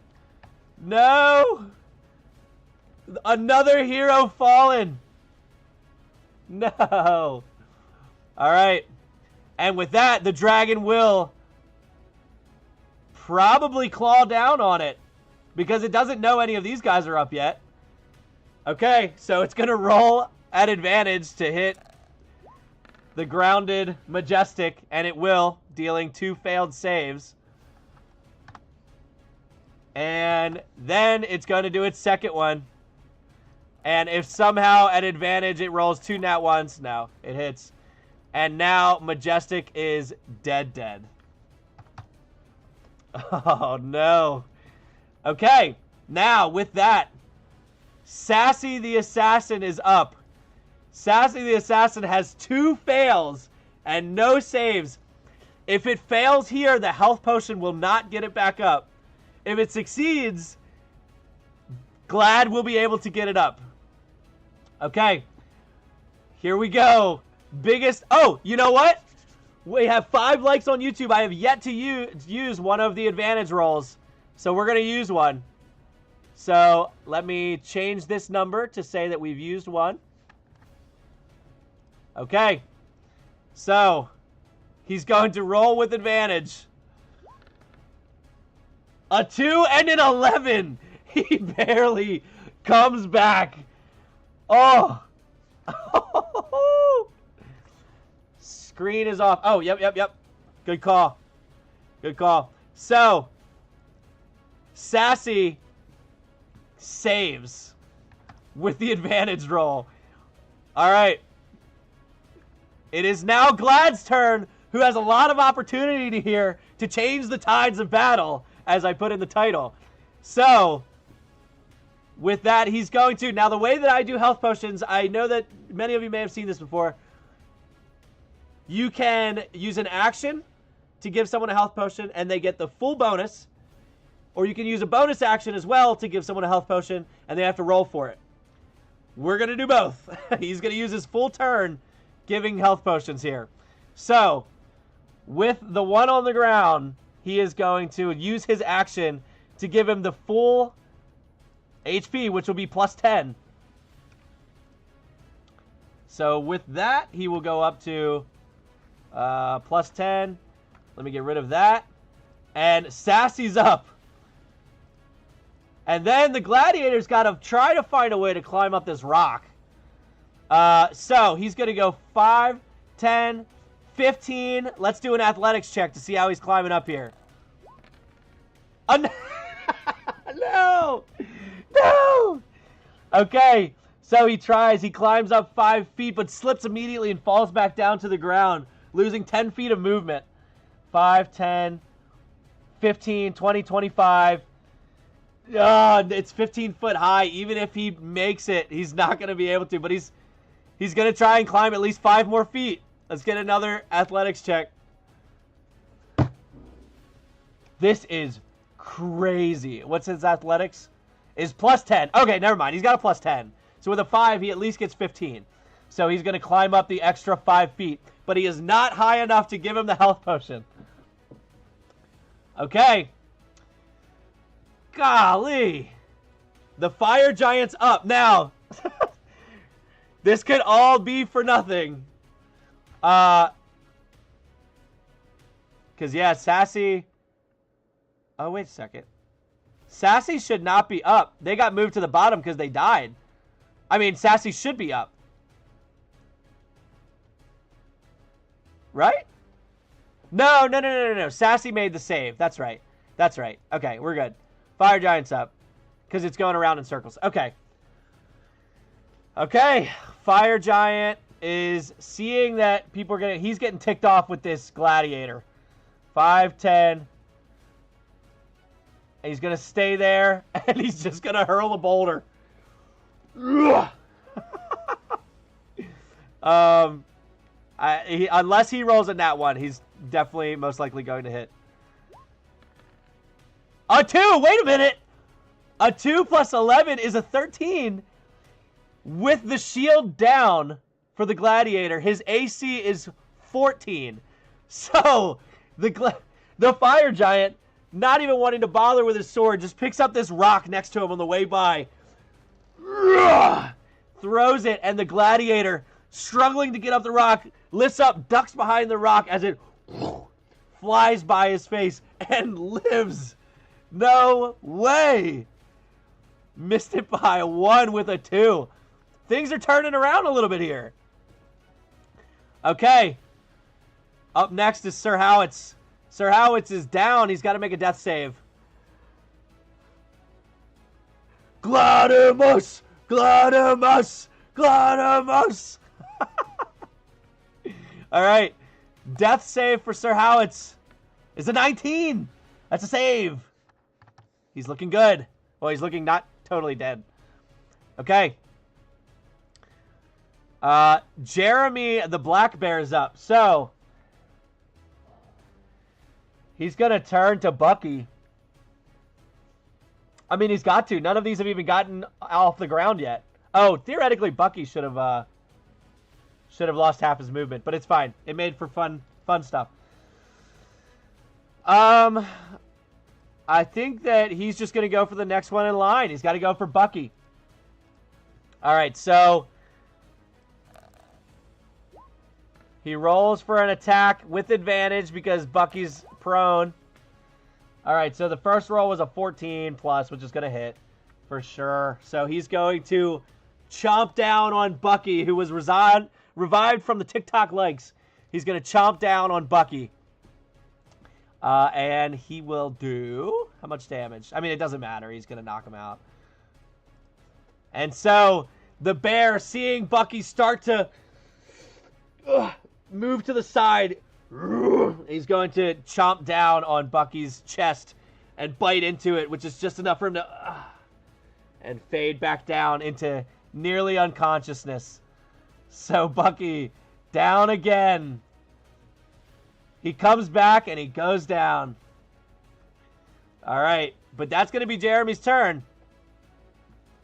So now we move on to Majestic, who is dead. So we take that away. It is now the young red dragon's turn.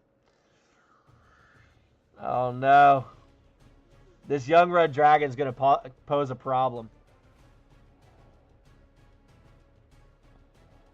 I mean, I feel like he's got to go for the gladiator. Who has 1 HP. Did you guys know that? Does he have 1 HP? No, no. Is that right? I don't know if that was right. So 5, 10, 15, 20, 25, 30. Okay. So he's going to bite down on the gladiator. And I'm pretty sure it's just going to hit. 8 plus, I think it's 11. So he's definitely going to hit.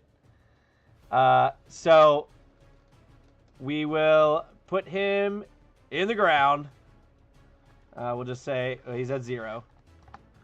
All right, now he's going to do his claw attack.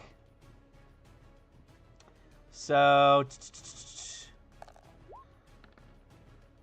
which is a 6. Oh, he's at advantage because he's prone and unconscious. So 3, so 6 plus a lot. But so that's still a crit automatically, so it's 2 fails. And then finally, with his attack at advantage, he's going to put him out of his misery and kill him all the way. Now, Dedimus. So, it's Sassy's turn. Sassy is going to use his bonus action to pick up Bucky.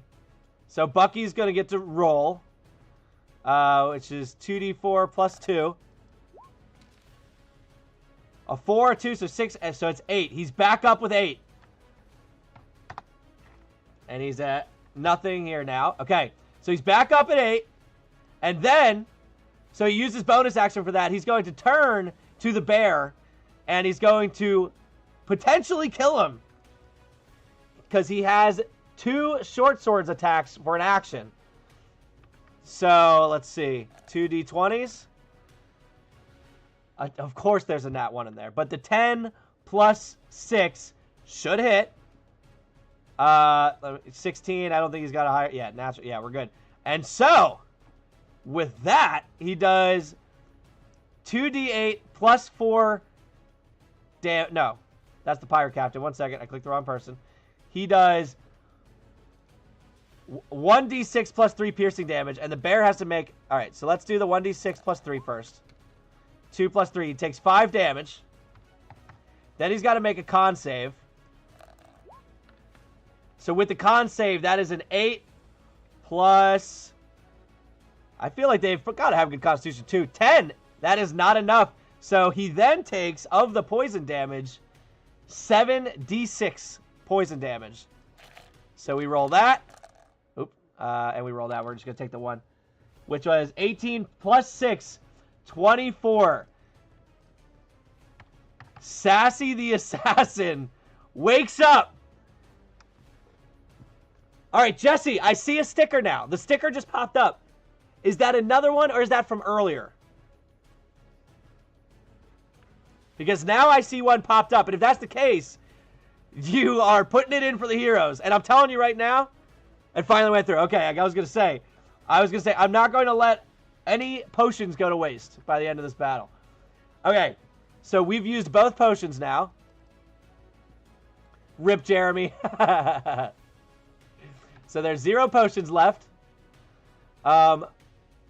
Sassy wakes up and shows violence. Yeah, Sassy was not happy. Okay, and Bucky's up, but he's prone. Yeah, he will have used half of his movement to stand up. And then he's going to make some space. Seeing those breath weapons. 5, 10, 15. Okay. Also, I have not been re-rolling for them to come back. Okay. Glad is dead. I need to put the X on him. Glad's dead. Sir Howitz needs to make another save Do I be a jerk and add more creatures? It's up to you. A nat 20! Sir Howitz is up! Sir Howitz is up! No way! No way! What is happening? The D&D gods are shining down upon these heroes for some reason right now. This is insanity. He's got 1 HP and a dream. I mean, he's in some deep doo-doo here, but roll perception to see the health potion. Oh, that's a good point. I'll say that right now, he's just waking up. So, because that's his turn, I'm going to say, was that roll. So he's not going to be able to do anything this turn, but we will see if he sees the health potion as the gladiator was outstretched hoping to put it in. These are the 3 people that are still in, right? Fire Giant, Sassy. Oh, I need to add Bucky back in. I never added Bucky back into the lineup. Bucky rolls a 13. And so he has +4, so he's at 17. So he will actually go... let's see who's got the higher dex mod. The young dragon has +0. Oh, Bucky goes before the dragon, of course. Let's go. Bucky! All right. So, Sir Howitz is alive, which is insanity. Tortle, what's going on? Howitz is alive.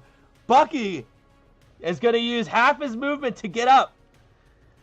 And mad at the world as he is. Oh, no, I think I've used both health potions. So, I know I don't have the rules put out there yet. I still have to type them up and get them accessible by everybody. But it is assumed that every character at all times has access to the health potion pool. It's the only way I could think to do it at a point where I want people that are actually buying the health potions to get what they paid for. And so it would be... I don't think it would be right if I had someone get those health potions and then they maybe end up dying or aren't able to get where they go. So I just want to make sure that people are getting their money's worth if they're actually sponsoring something. So yeah, everyone has access and I used both. But that's okay. So he's going to use 5, 10, 15. Bucky the Buccaneer gets 3 attacks with his rapier. And they're at +7 each. Now this Fire Giant has 18 AC. But we've got this. I'm going to roll all 3 at the same time. 3 D20s. Here we go. Bucky, take out this Fire Giant. 15, 11, and 7. The 7 does not hit, but the 15 and the 11 do. The 11 just barely. So with that, Bucky gets 2 sets of damage. So 2d8 plus 4. So we're going to roll 4d8 and add 8. Jesse! Oh, I forget what that one does. Hold on. I forget what that one does.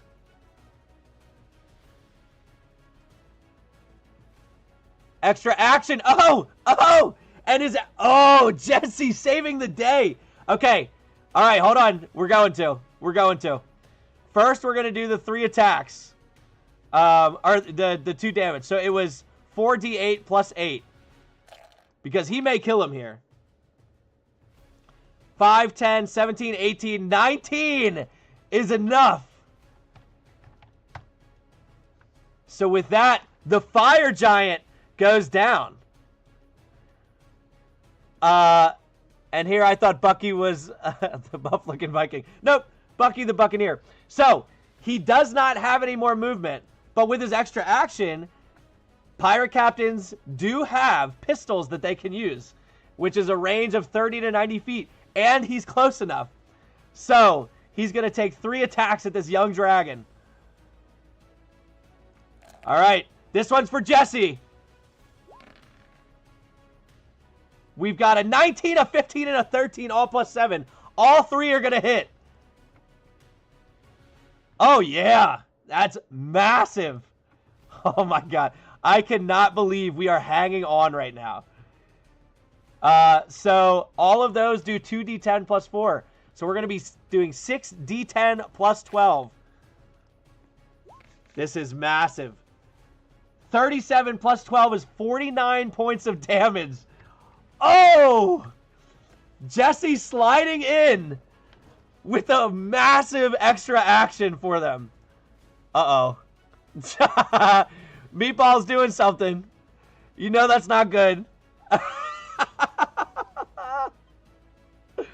Meatball's got 2 donuts. I see 2 donuts. 1 more, and there's more enemies.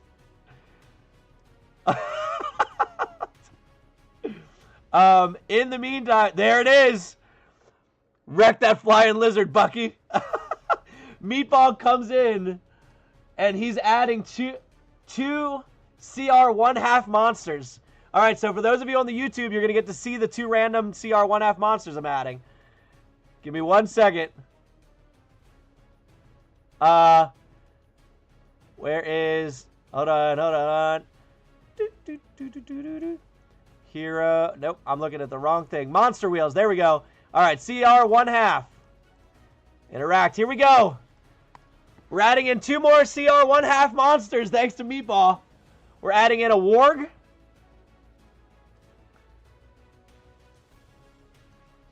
Warg. Oh, wrong thing.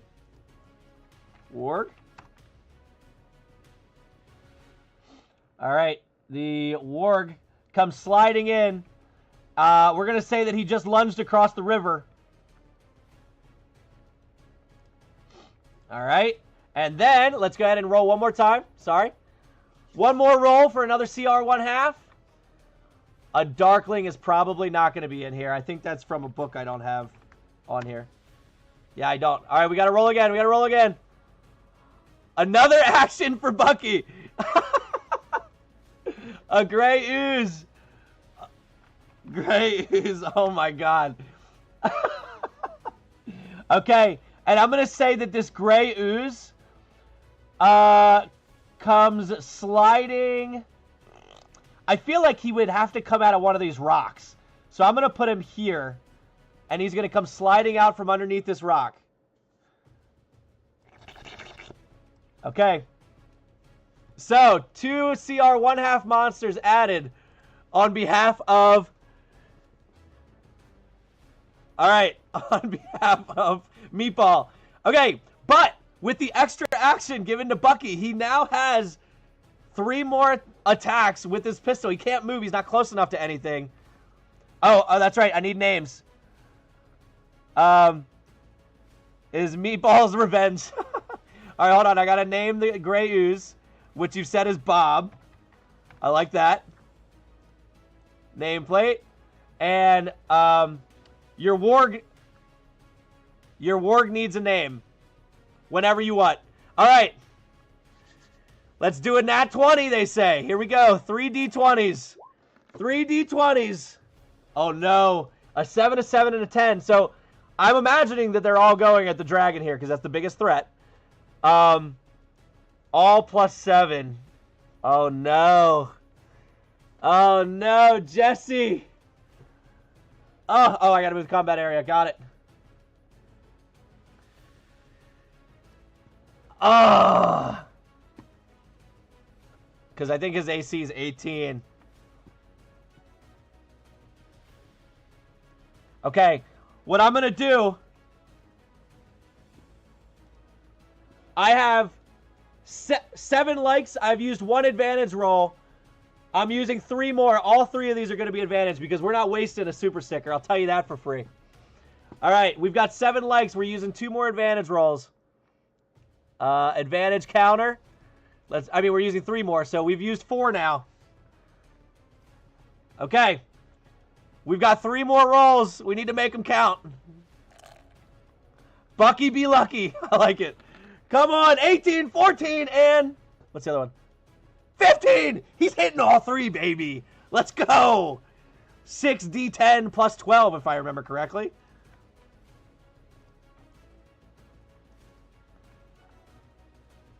Yep, 6d10 plus 12. Let's go. Big rolls. Big rolls. Oh, no. I see a couple.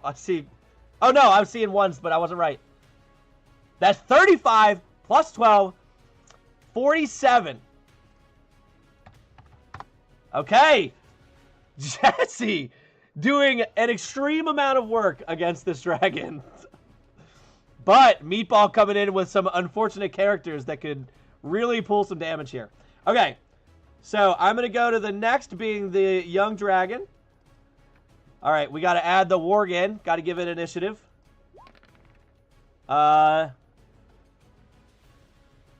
Which is a 6, and so it's a 7. And then for the blob, Bob the Blob, Bob the Gray Ooze Blob, we've got... Did I roll 2? Oh, I rolled 2 by accident. Hold on. Did I? Oh, no, it added it in. 14. Okay. So he slides up here after Sassy. The warg is after Sir Howitz. Okay. Here we go. It is the young red dragon's turn, who is going to fly at Bucky because he's had enough. Oh, hold on. He needs to see. We got to do a perception check. I'm going to say a disadvantage because Bucky is in his face. So, to see if he can tell that Sir Howitz is up. No, he cannot. He cannot. So, 5, 10. Jesse, what is that one? When I have my list, I'll remember what all these are. 15 HP for Bucky, just in the nick of time. I mean, it'll help a little, but he's got some crazy attacks at the moment. All right, so he is going to... Oh, where's the dice? He's going to roll... What do we got? What do we got? That's a 7 plus 11. That's an 18 to hit Bucky with the bite, which is definitely going to. I think. Let me double check Bucky's AC, but I don't think it's 18. It is 17, though. Wow. Wow. Okay, but he does hit with the bite. And the bite attack is 2d10s plus 6 and another d6. 2d10s plus 6. Oh, but hold on, hold on. Bucky has... Bucky has riposte, whatever that means. If it is hit by a melee attack, it can use its reaction to add 3 to its AC and avoid the attack. On a miss, the pirate makes 1 rapier attack against the triggering creature. So, the dragon bites down onto riposte, got it. He's going to bite down on Bucky, but Bucky, last second, Puss in Boots style, is going to slide it out of the way and then try and jab with his rapier. So let's make an attack for Bucky. That's an 11 plus 7, 18, which actually the young red dragon is 18. He just hits. He just hits. This is a story. This is crazy. So he deals 2d8 plus 4 piercing damage. 2d8 plus 4. Okay. 7 plus 4 is 11 points of damage. Not enough to take out the dragon, but it's close. And with that, the dragon, angrily, as it gets stabbed by this rapier, is going to turn and claw twice at this thing. At Bucky. So he's going to roll for the first attack. Oh, I didn't. Nope, that doesn't count. I was at advantage. Reroll. A 4, not enough. With his second claw attack of 50. Yeah, that one's going to hit. So with the second claw attack. Oh, I should have done the fire breath. Shoot. I should have been doing the fire breath, and I forgot. So with his claw attack, it is 2d6 plus 6. That is not going to be enough, but that's a good thing. 4 plus 6, 10 points of damage to Bucky, who stays up. And Bucky, aye, you think you can keep me down? Ah. And he's got this crazy look on his face. All right. So, that is the young red dragon's turn. It is Sassy's turn. All right. Sassy. I did add the 15. Oh, but So what I should do... hold on. What did I subtract there? I subtracted 15. So he had 28. So he had 15 temp HP, which I will have put over here. So yeah, I had added it to his total. Oops. So yeah, I did get it. He's still up. He's good. Yeah, the temp HP I accidentally just added to his total health. But yeah, you're good. Send that big scaly seagull to Davy Jones, Bucky. he's just angry. That's all he is. All right, so Sassy sees the warg. And I'm going to roll for a perception. It's a lower perception, but see if he sees this blob coming out from underneath the rock. Oh, yeah. Oh, yeah. So he's got a ranged attack. He knows he's got to stay back. Yeah, he's going to. He's going to slide back 5, 10, 15. And then he's going to shoot his bow at the warg. He's going to shoot it at the warg. 13. I'm finally rolling high for the heroes. Finally. 13 plus 6, 19 is definitely going to hit the warg. The warg needs to make a con save. Let's see if he succeeds or fails. 19, he definitely succeeds, so he's only taking half the poison damage. But now he takes 1d6 plus 3, and then half of 7d6. So 1d6 plus 3. Okay, there's the 6. We'll do the half of the 7d6 real quick. So he rolled 30. So he takes 15 points of poison damage. And then he takes 1d6 plus 3. A 6 plus 3, 9 points of damage. All right. So the warg, crossing the river, bowing down for a second to growl at everything that's around him, immediately turns and sees this arrow slam into the side of the warg, who immediately feels the surge of poison throughout his body. But that's going to be his turn. It's now Bob the Blob's turn. So Bob the Blob knows Bucky's here. He's going to slide over one. And let's see what he does. The gray ooze. He's got his pseudopod. He's going to go mimic style. Ooh, and he does penalties to the AC. That's not good. Okay. After hitting these, any non-magical weapon takes cumulative -1 penalty to attack rolls immediately after dealing damage to the ooze and coming in contact with it. The weapon is destroyed if the penalty... Oh, no. Okay. All right, so... Sorry, I'm just double-checking something here. Okay. So he's going to do his attack first. He's at +3 to attack, and if he hits, this can be scary. It's 18 is what he has to reach. 11, 14. He does not. So Bucky, at last second, hearing this come up behind him, immediately turns to see this nasty pseudopod, and Bucky dodges out of the way, looking up at the dragon flying above him, looking down at this blob that just kind of struck at him. But he does not hit. And I think he only gets one attack. Let me just double check. Yeah. Okay. And I think that that's going to be his turn. There's really not much that he can do here. So, the pseudopod misses. The heroes are finally turning the tide here. They're not looking bad because we have Sir Howitz, who rolled a nat 20 just to come back alive. So, Sir Howitz is going to use half his movement to stand up. He's going to point at this dragon. And Sir Howitz, who normally uses his bow, is going to say, "Nay!" And he's going to do 2 attacks with his, I believe he has a hand axe or something. Let me just check. He's got his sword. He's got his sword. It is only +3 to hit, but this is a movie moment. He's using his sword.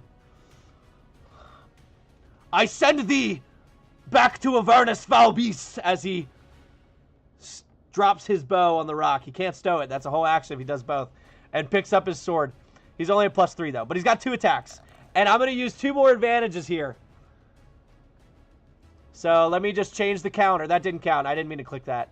So even though it would have hit, I'm not counting it. Advantage counter, we've used 6 of the 7 that we have.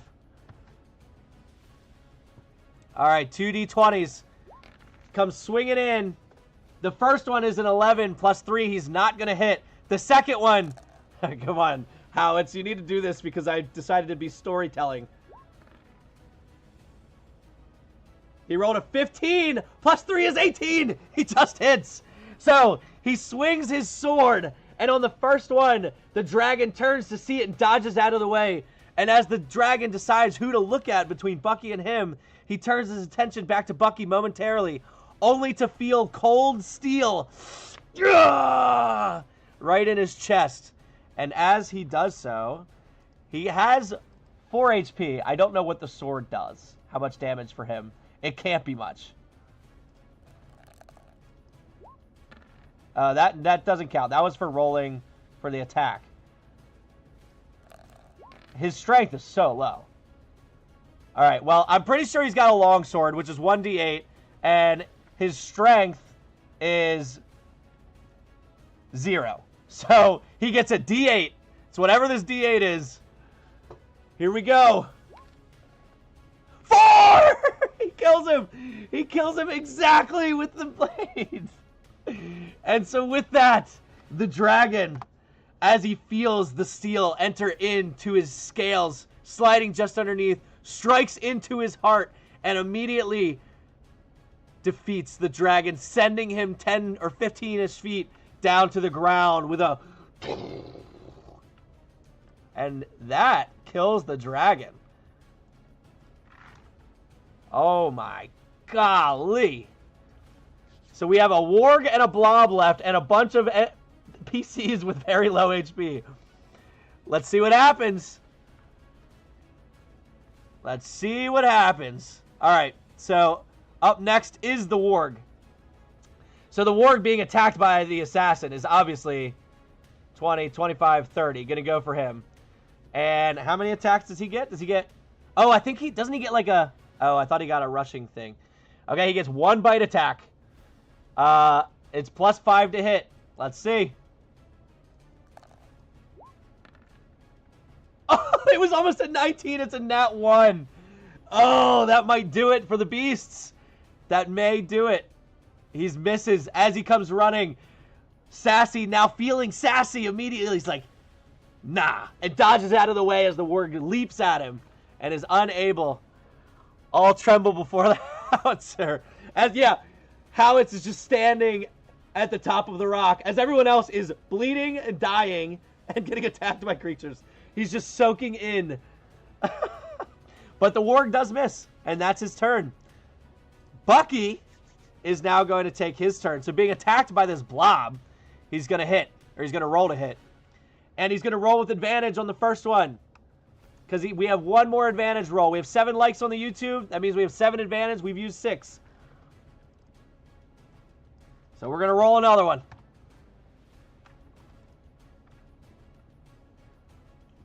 All right. So he's going to roll with advantage. Oh no, we got a game controller from Meatball. Add 1 CR1 monster. Oh, this is crazy. Meatball, you're insane. You're insane. All right, let me finish this attack, and then we're adding in your CR1 monster. All right. Did he hit? He did. With a 19, he's definitely hitting. And he gets 3. I know that. Hold on. That is plus 7. That's fine. 2d8 plus 4. 2d8 plus 4. Meatball. Dude, thank you. First off, I do say thank you. Jesse with with another attack action. All right, so hold on. Let me add in the 8 damage to the blob here. Now, there's one thing that happens here, though. By hitting the blob, hold on. Jesse is Team Bucky all day. I feel like Bucky has to stay in all of these. So, the non-magical ammunition is destroyed immediately after hitting the ooze and dealing any damage. Any non-magical weapon takes cumulative -1 penalty to attack rolls immediately after dealing damage to the ooze and coming into contact with it. And it's destroyed if it reaches -5. So, I'm going to keep track of that here. He's at -1. Hold on, let me zoom in. I know you guys can't see that. But Bucky's at -1 on his attacks now because he hit it. He hit it once. Now, let me add in the random CR1 monster.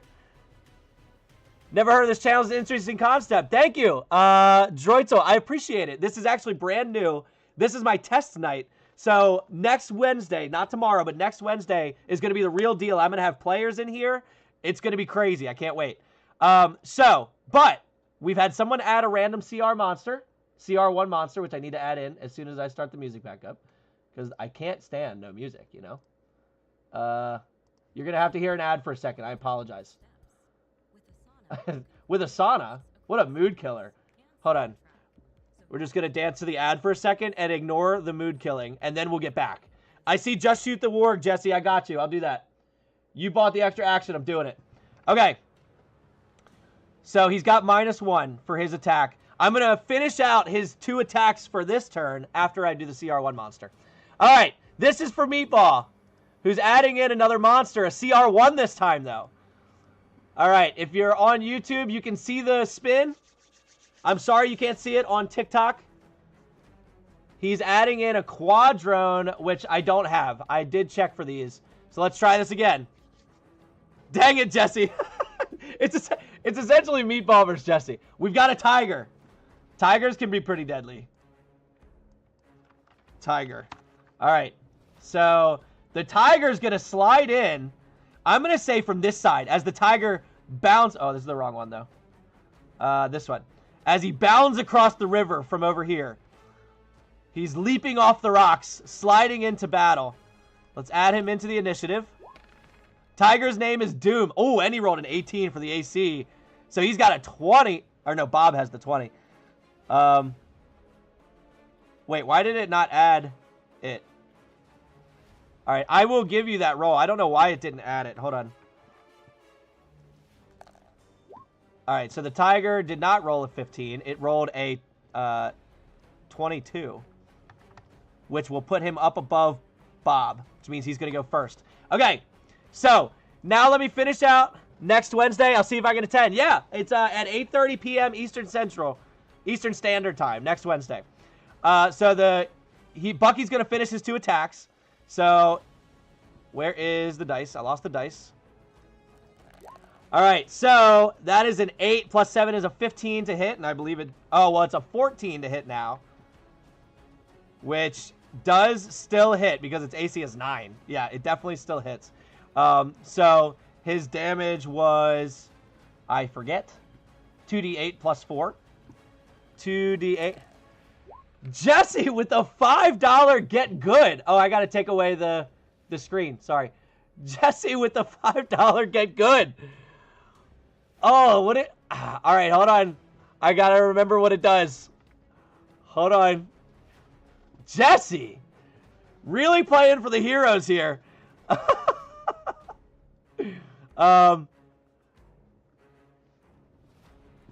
Did I pass it? I was looking down for 1 second. All right, you have to remind me what it does. That way you guys don't have to watch me wait. 2d8. That is an 8 plus 4, 12 damage. Well, 11. Which is not enough to take it out. A rare magic item. Okay. Let's go ahead and roll that then. Actually, he's at -2 now. All this, and I haven't even done the 3rd attack yet. All right, so let's pull in the rare magic item. Where's the magic items? So the way I'm going to do the magic items is the party, theoretically, I would spin 3 times, and they get to pick which one they keep. And they get to pick who it goes to. Meatball says this means war, Jesse. We've got a Wand of Wonder, which probably won't help for the spellcasters. All right, since there's no spellcasters. A Staff of Woodlands. And the Oil of Etherealness. Now, I don't necessarily remember what all of these do. Although, yeah, I'm oil of etherealness. Can cover one medium. Affected creature then gains the effect of etherealness for 1 hour. I don't think they would do that. Wand of Wonder. Do you need to be attuned to this? You do need to be attuned to it by a spellcaster. Which, since we don't have any, I'm just going to re-roll that because that's not fair. Not fair. Because I think the staff was also, you have to be attuned by a spellcaster. So, let's go back up here and roll this again. Because I'm not going to have you pay for something and get nothing. Absolutely not. Interact. Here we go. Bucky uses the oil. Well, hold on. We might get Bucky something better. Necklace of prayer beads.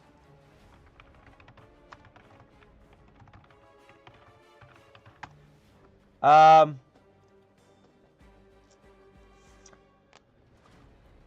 it's got 6 types of beads. GM decides which type of each bead on the necklace.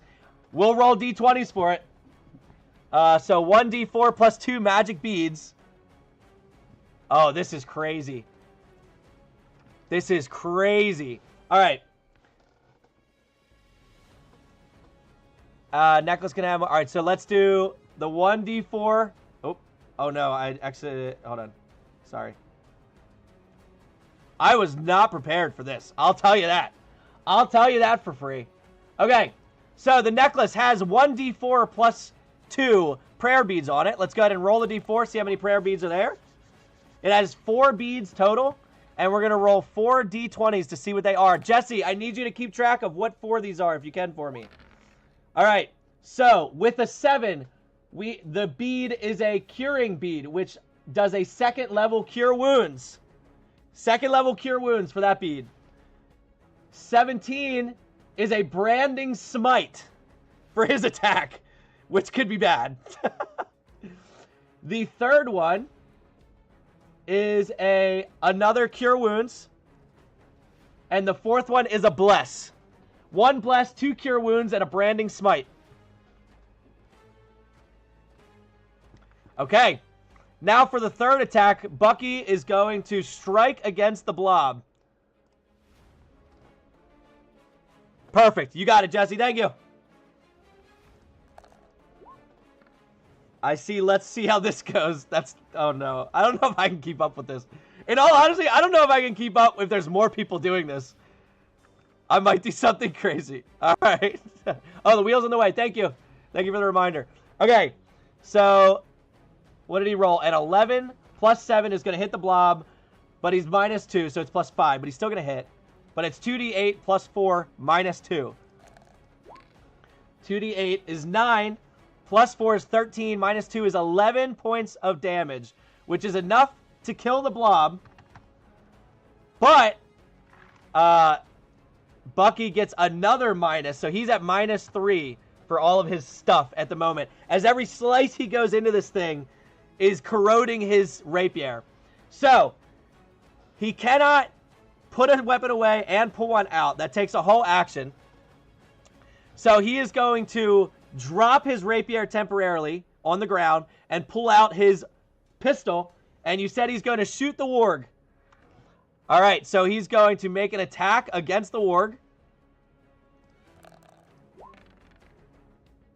It's a 16. He definitely hits it.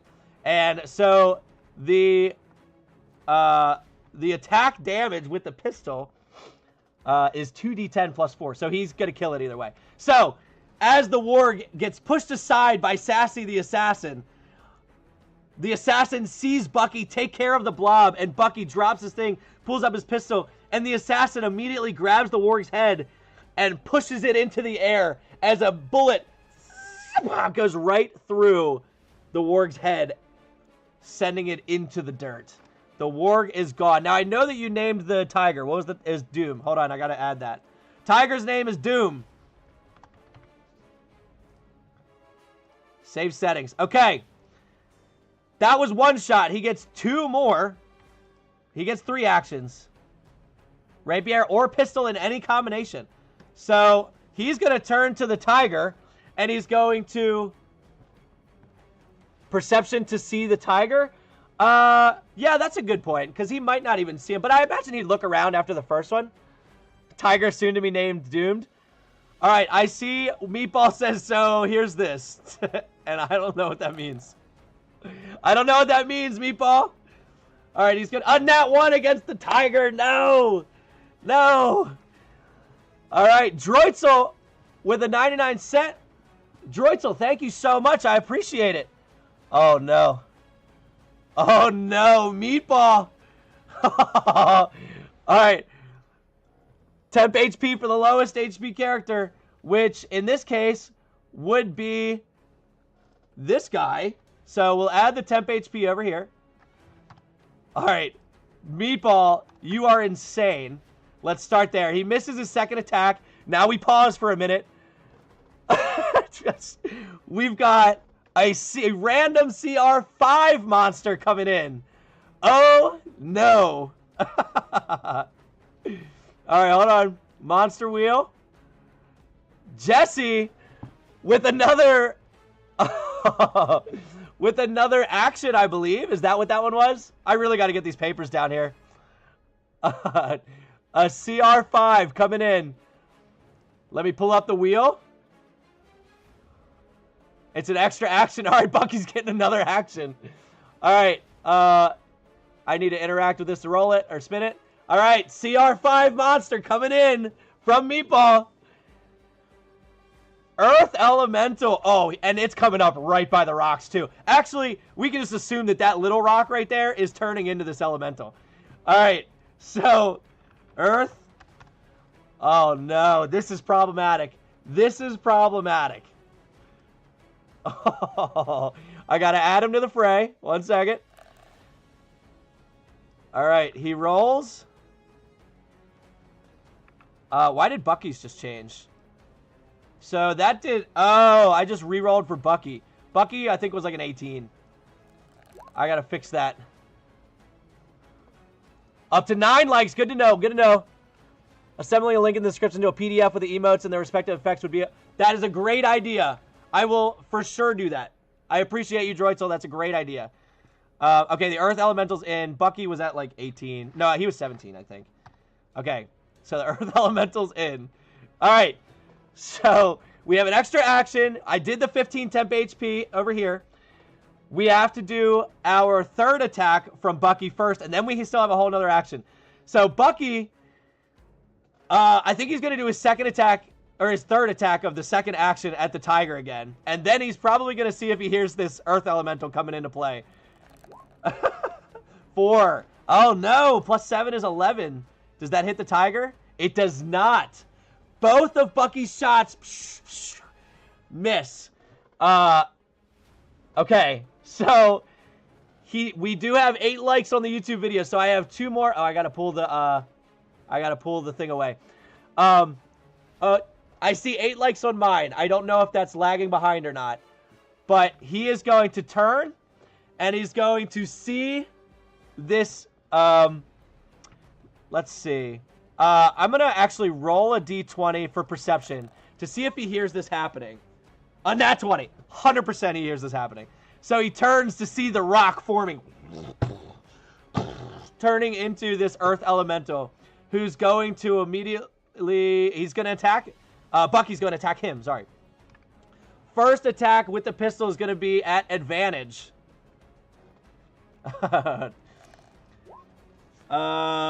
11 plus 7 is 18. What's an Earth Elemental's AC? 17. It does hit. It does hit. So he does the 2d8 plus 4? 2d8. I can never remember that. Why can't I remember this? 2d10 plus 4. 2d10 plus 4. Branding Smite. Okay. Is that... Can you use that with a pistol, though? That's got to be with a sword, right? Next time you hit a creature with a weapon attack. Okay, no. Okay, so then it's going to deal an extra 2d6 radiant damage, which becomes visible if it's invisible and target sheds. Okay, so he's going to add 2d6. So it's 2d10 plus 2d6. It didn't roll the 2d6. And I think I said it was +4, right? +4. Okay. So both of those were 9s. Oh, no. The 2d10 was 10. The 2d6 was 9. So 19 +4, 23 points of damage as Bucky takes one of these prayer beads, says a quick word as you watch his pistol glow as he takes the shot, knocking off a chunk of the Earth Elemental. Oops, I moved him. So that was -23. Okay, now he's going to take another shot. This one, I'm still only seeing 8 likes, and I feel like I have to go by the number I'm seeing on here, only because sometimes people will take them away, and I don't know if that... I have to go with this one. So I don't have another advantage yet. Oh, but I do need to fix this one that I've used them now. So 8. Okay. So he rolled a 5 + 7. That is not going to hit. And then knocking off a chunk and knocking back the elemental. Bless. Okay. Does it take an action to... A necklace can to use one, you must be wearing the necklace. Each bead contains a spell that you can cast from it as a bonus action. Okay, which he had not used yet. Using your spell save DC. Okay. He doesn't have the bonus action now to cast that. So he can't cast Bless at the moment. So keep track that I haven't used it yet. 11 + 7, 18. That will hit. So 2d10, 2 more d10 +4. 16,000 likes? And I know a lot of that is you, Meatball. You are crushing it. I appreciate you so much. 14 + 4, 18 points of damage. Okay. And I believe that's... Okay, no worries. But all right, cool.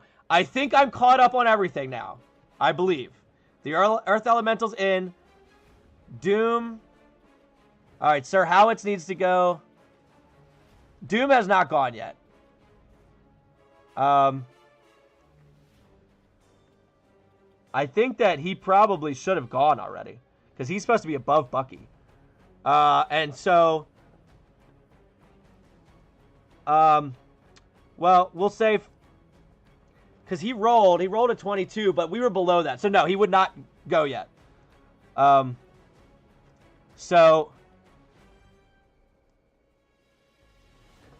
I'm trying to think of how I do this. Alright. Last one, I swear. You added Doom and said he'd come in later. Okay, cool. So, another action, just as I'm changing over. So, Bucky's going to take a shot. Alright, Jesse, since you gave him the extra action, is he attacking the Earth Elemental or is he attacking Doom? Your choice. Also, you got to name the Earth Elemental.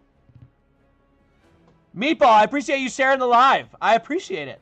I see you said I sent the chicken. I don't know if you want to name him something chicken related. Alright, he says Elemental. Alright, here we go. So he's going to shoot Gloom. I like that.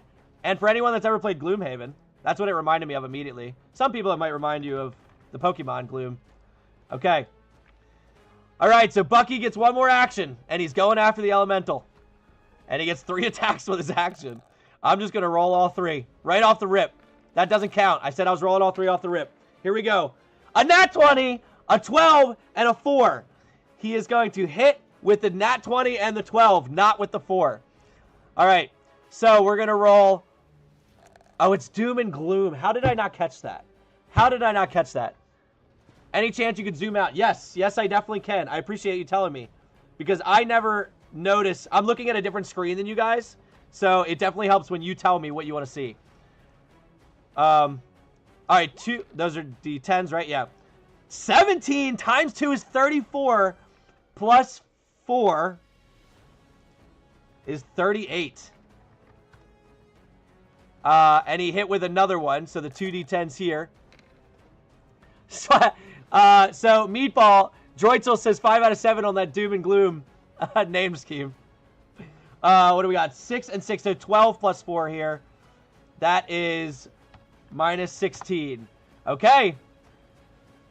So that will end Bucky's turn, and I have hit next, so I have to go to the next one. But Sassy is going to take a rip over at Gloom. He's got to. He gets one shot. Oh, actually, just to check. Oh, no. He was taking half damage from those attacks. Yeah, so the Earth Elemental has way more HP. So 126 minus 31 is 95 is how much damage he took, but he would have taken half of that, which would have been about 48. So I'm going to add 48 back. Bucky at his hour-long turns. All right, so Bucky still did just do an insane amount of damage, though. Okay, Sassy. Is there someone under him? No. Sassy is going to strike now. So he's going to shoot at the Earth Elemental. Oops. I need to roll the D20. No, Jesse, you're good. I forgot that he even had any kind of resistances. Oh, you know what, though? Your Branding Smite would have been magical. That one would have been magical. So, I forget how much damage that one did. It was like... It was a lot. It was 34 plus 4. It was like 40. All right, I'm going to subtract 10 more damage. 20 more damage. Okay. So, did I don't know if I just rolled. I did. A 12 for the assassin. It was 36. Okay. So then he would add a little bit more, but it's okay. So, with his attack, it is plus 6. 12 plus 6 is 18, which does hit. I would say that the Elemental needs to make a con save for the poison damage, but he is immune, so he will not be hit by it. So he takes 2 plus 3, so 5, and he's resistant, so he's only going to take 3 points of damage from the assassin's attack. That's not good. I will say, Meatball, you got uber lucky with this specific CR5 monster. All right, Sir Howitz is up. Howitz is going to now pick his bow. He's going to pick his bow back up. Dieter, what's going on? Yeah, this has been insanity, Dieter. Insanity. Over on TikTok, Meatball has been team enemies this whole time. And the enemies had it. And then a series of insane rolls mixed with Jesse and Droitzel coming in with Team Heroes has totally evened the playing field here. I will have my victory, says Meatball. All right, so he's going to attack with his bow now that he's picked up. I'll say he dropped the sword because he's like, screw that, I'm never doing that again. He's at plus 11 to hit, and the damage should be, I believe, like 8. D8 plus 8. So, and he gets 2 attacks. So he's going to roll his 2 D20s, both at plus 11. I see the 15. Did I roll a second one? I did not. So 15 plus 11 definitely hits. A 9 plus 11 definitely hits. So both are going to hit.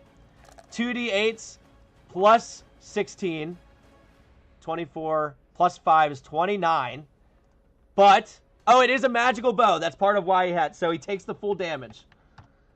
And that's his attacks.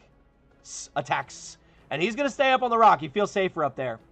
Gloom is up. And Gloom has had enough. He gets 2 slam attacks, both at plus 8. So Gloom's going to move over. I'm going to roll both D20s at the same time. Ignore this. That doesn't count. Whatever it was. All right. Here we go. 2 D8s. A 2 and a 3! Oh, Bucky! Bucky lives! No way! Oh, that's crazy! That's insane! Oh my god! Are you kidding me? Yeah, that's all he's got. He misses both. Wow. Wow. Bucky is... You thought you'd be hitting me. Ah! He's starting to look like Conor McGregor. Just. Ah. Bucky the Winter Soldier. All right. So that's Gloom's attack. Now we've got Doom. And Doom is going to run over 5, 10, 15, 20. And he's going to attack Bucky. Now, I believe Doom also has 2 attacks. No, he has 1. But he's got Pounce. If the tiger moves at least 20 feet straight toward a creature... Hold on, how far did he move? So he was on the bank when he came over. 5, 10, 15, 20, 25. He definitely moved to the 20. If he moves at least 20 feet... and then hits it with a claw attack on the same turn, that target must make a strength saving throw or be knocked prone. And then it can make a bite attack. All right, so if the tiger hits here, it's in trouble. 12 plus 5 is 17. Will just hit Bucky. So he hits him with a claw attack. 1d8 plus 3 slashing damage. 3 plus 3, so 6 slashing damage to Bucky. Now Bucky needs to make a strength saving throw,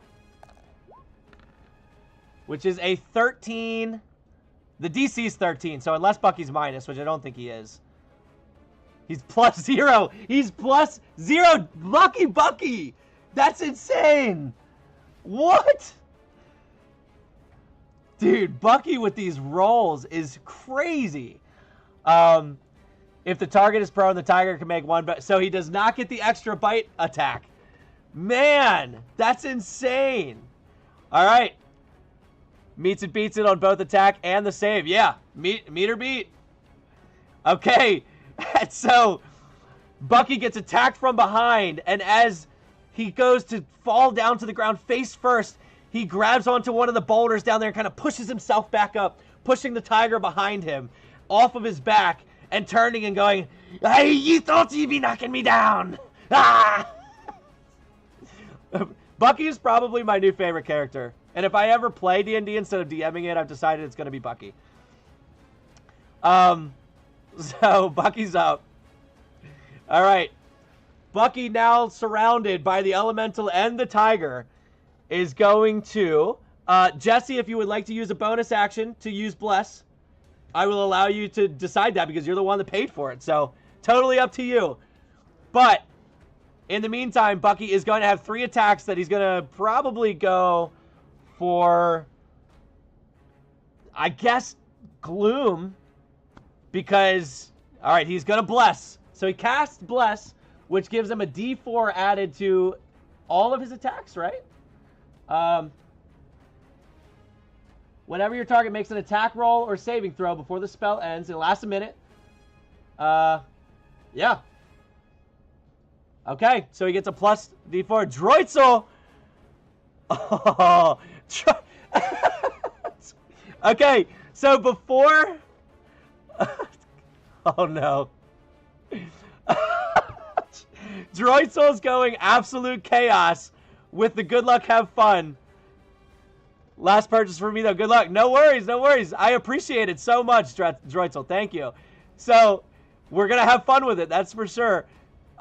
We need to roll a Magic Surge, which these are intense. So, let's see what happens. Here we go.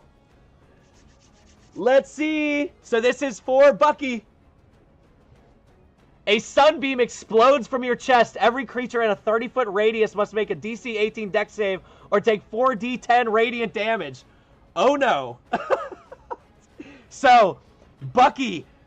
Yeah! And as he starts screaming, he feels this welling of magic up in his body.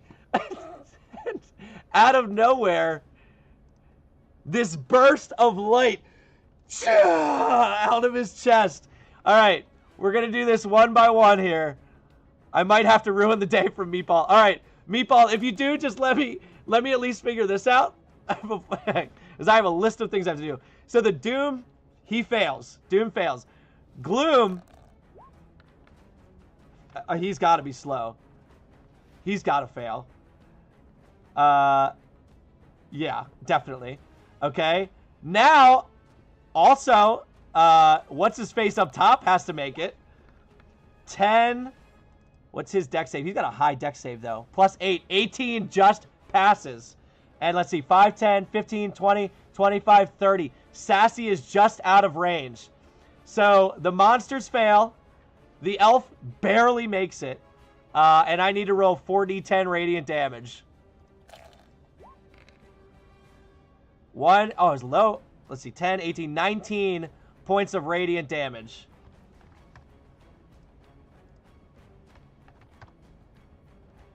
And he's going to get minus 10.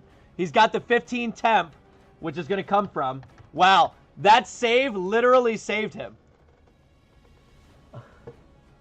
Poor Sir Howitz. Yeah. Yeah, he's still alive, though, because of your 15 HP you gave him earlier.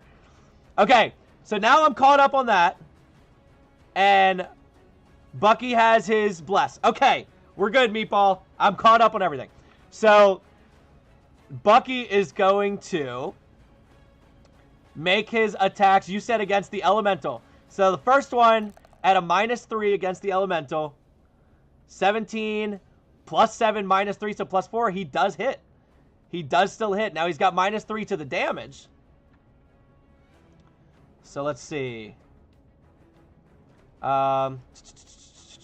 2d8 plus 4, but it's minus 3, so it's 2d8 plus 1. I'm going to wait to see what happens. Let's see. 6 plus 1, so he gets minus 6. He's still up, so Bucky's going to swing again.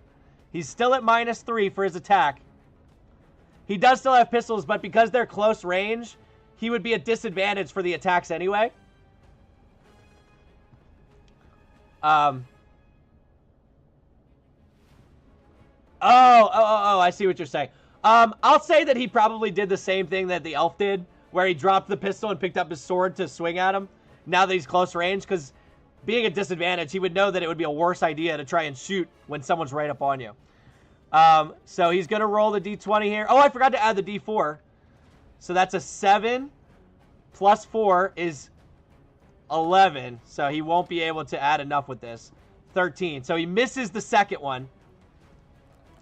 And with the third attack, a nat 1.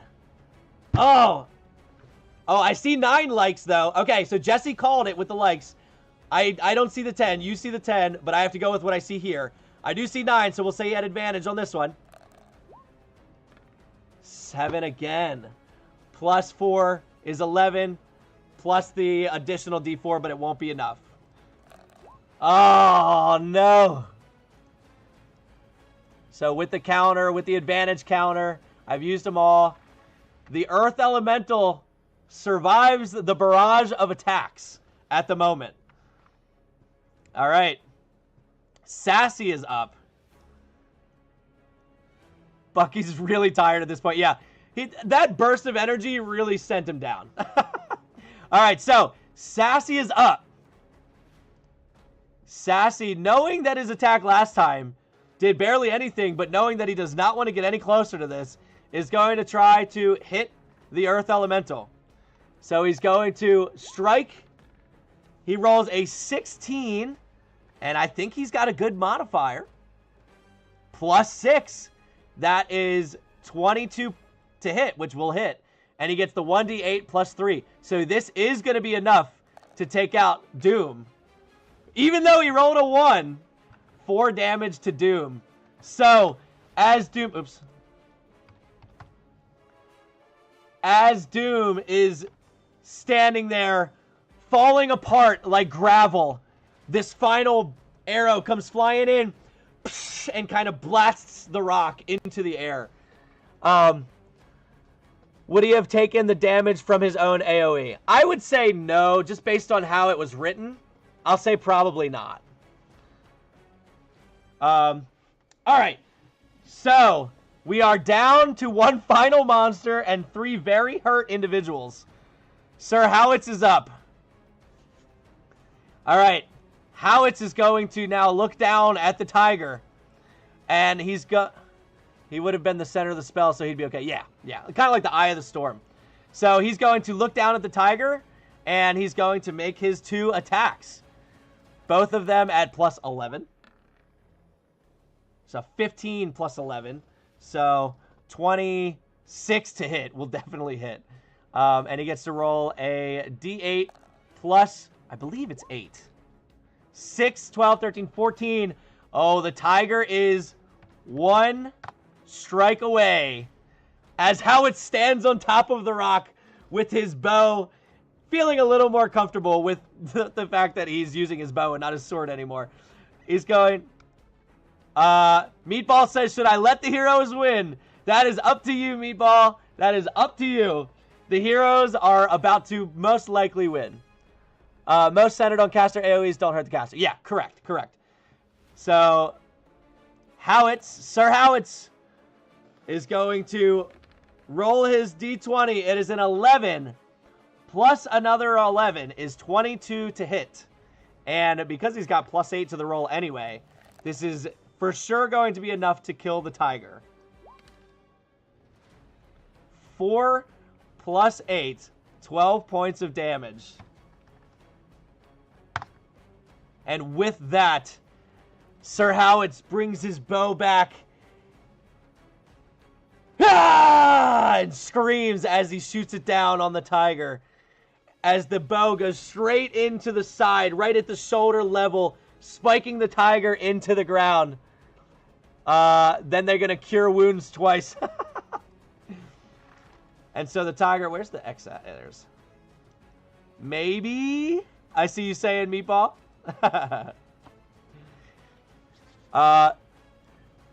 It's totally up to you. I'll let you make the final decision. Give you like 10, 15 seconds to choose, or I'll have to call it an end on the night. Call it an end on the battle.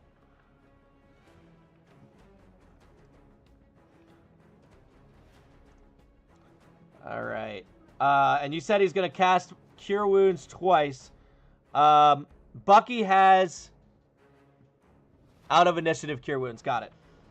Yeah, so Bucky will run over to Howitz. A baby dragon! Meatball! Meatball with a baby dragon! Oh no!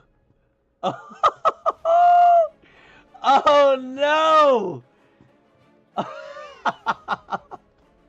Hold on. I can't remember. Is that another young dragon?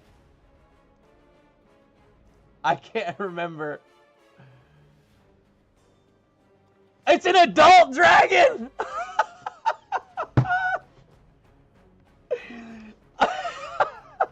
Alright, Meatball, we're going to bring that in 1 second. Hold on. Because they did say out of initiative. Hold on. Meatball! Holy cow. Meatball is going to run up to Howitz. And he's... I see run. I see curse you, Meatball. And he's going to give Howitz a Cure Wounds, and I'm going to give him the full because I don't care. You got Adult Dragon coming in. So he's going to get the plus 10. And I'm going to go to Bucky. Bucky, oh no, they're both dead. So Bucky's going to give it to himself. Oh, okay. All right. If you're on YouTube, I'm going to use the random thing so you can see what adult dragon is coming in. Jesse said I should be asleep by now. All right. Random adult dragon. Let's spin that wheel. Which one's coming in? An adult bronze dragon. Granted, one of the lower of the adult dragons. However, these guys are not prepared to fight an adult dragon. All right, so let me go over here and add in... I don't know if I have the bronze dragon, actually. I might have to re-roll that. I do have the bronze dragon, okay. Okay, so as the characters licking their wounds, taking the cure wounds, trying to get themselves together, having a moment to think about their dead allies on the ground, immediately they hear... as this adult bronze dragon lands on the ground, not even remotely prepared. Oh, man. Meatball, you are insane. Hold on, I gotta put the roll in. Adult bronze dragon, add the nameplate. Meatball, what do you want to name it? Whatever you want to name it, it's yours. Bucky just starts crying. The earth elemental swallowed some of the dragon's hoard. Oh yeah, there you go. I like that. Some of it was tucked underneath here. I need to add this dragon in. He rolled a nat 1 on his initiative. I'll let the others keep their initiative because this is like their only chance. Chester the bronze dragon. Chester. Oh my god. Meatball. Alright, so top of the turn order. We're going to start with Bucky, who, as you all said, looks over at that and says, where he was once screaming and terrified. I mean, and not terrified. He was, you see just a slight tear. But knowing there's no way out of this place, I apologize for nothing. He's going to shake his head and go, and just start running. He'll leap down on the rock, 10 feet-ish from here. And he's going to come up to this adult bronze dragon. And he's going to... Oh, DJ Widget! DJ Widget with... The wild magic surge as Bucky approaches the dragon. Alright, let's see. Wild magic surge. May the odds be in your favor, Bucky. Okay. There's some crazy ones that could happen with this, especially with this dragon. Alright. Oh no, did it spin? No, it hasn't spun yet. How come I can't interact with this right now? Okay, there we go. Jesse! Jesse with the $50! What? Jesse! Are you insane? Oh, this was supposed to be testing out the theory.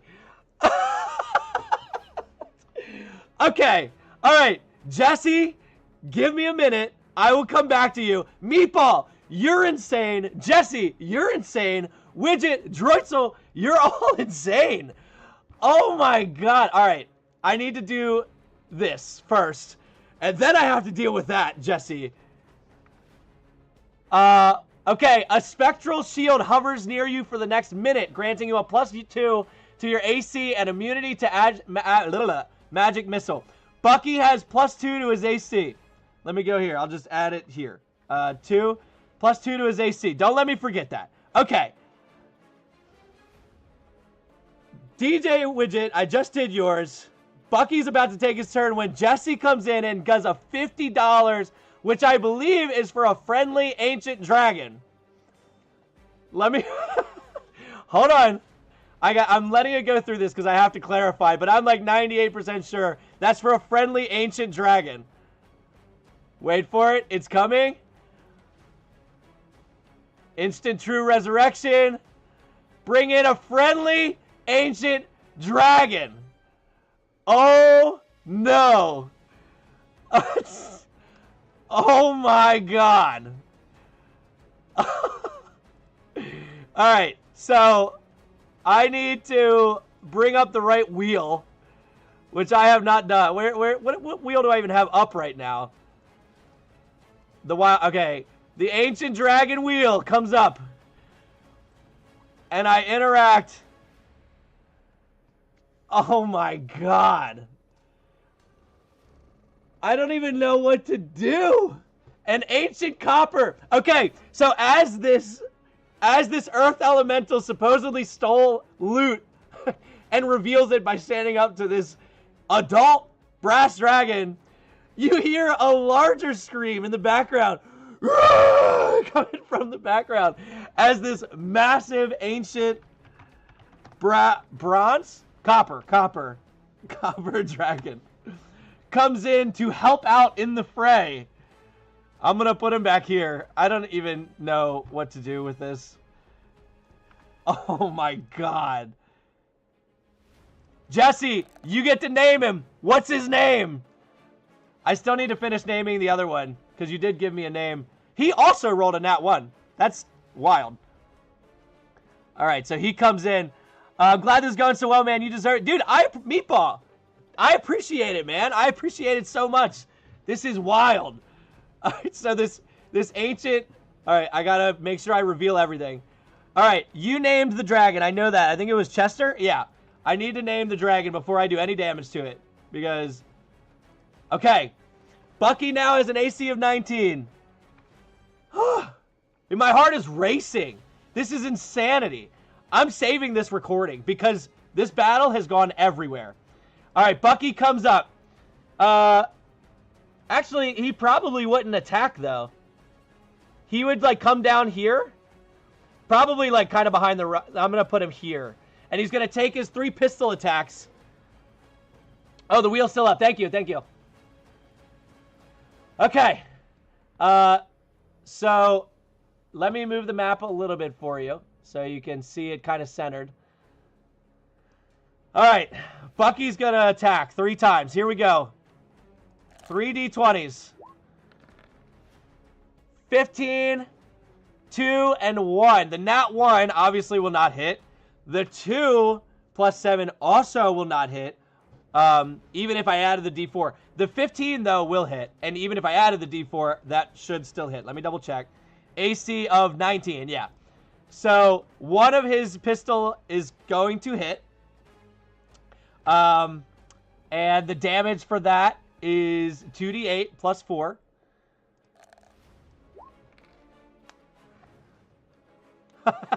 Nine damage to... Now, let me make sure he doesn't... What's his resistance is?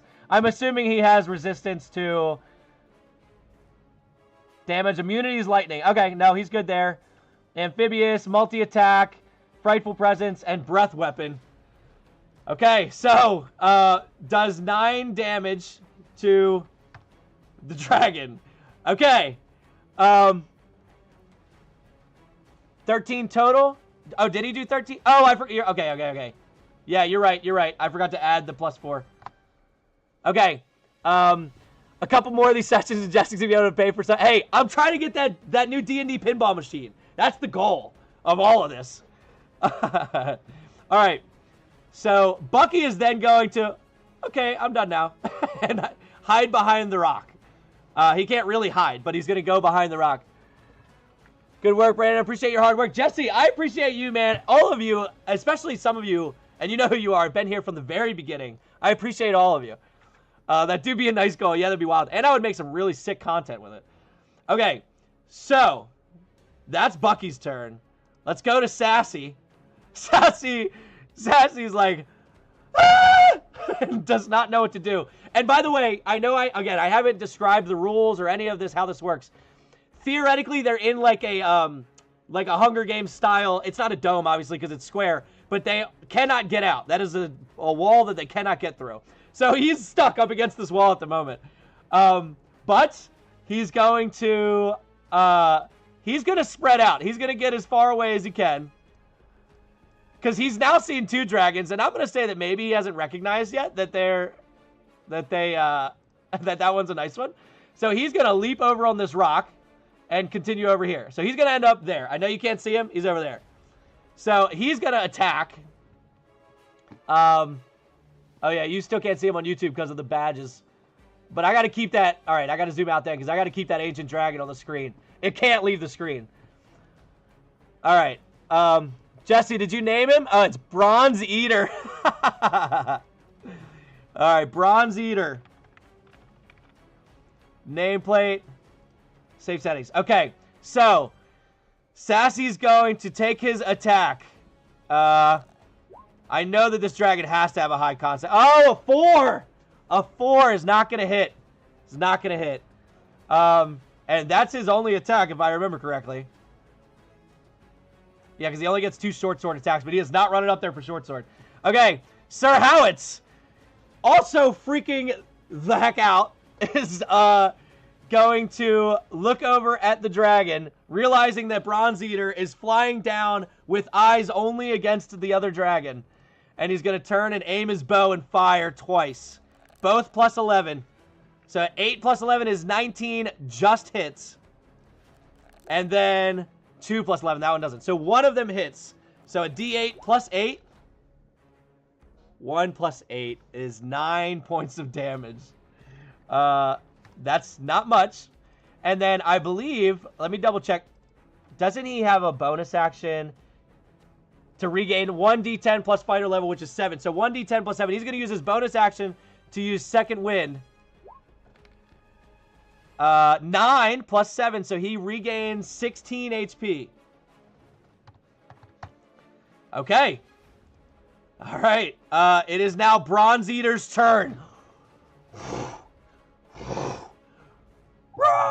As he comes flying in here, and he's going to land on the ground next to him, and he's going to attack.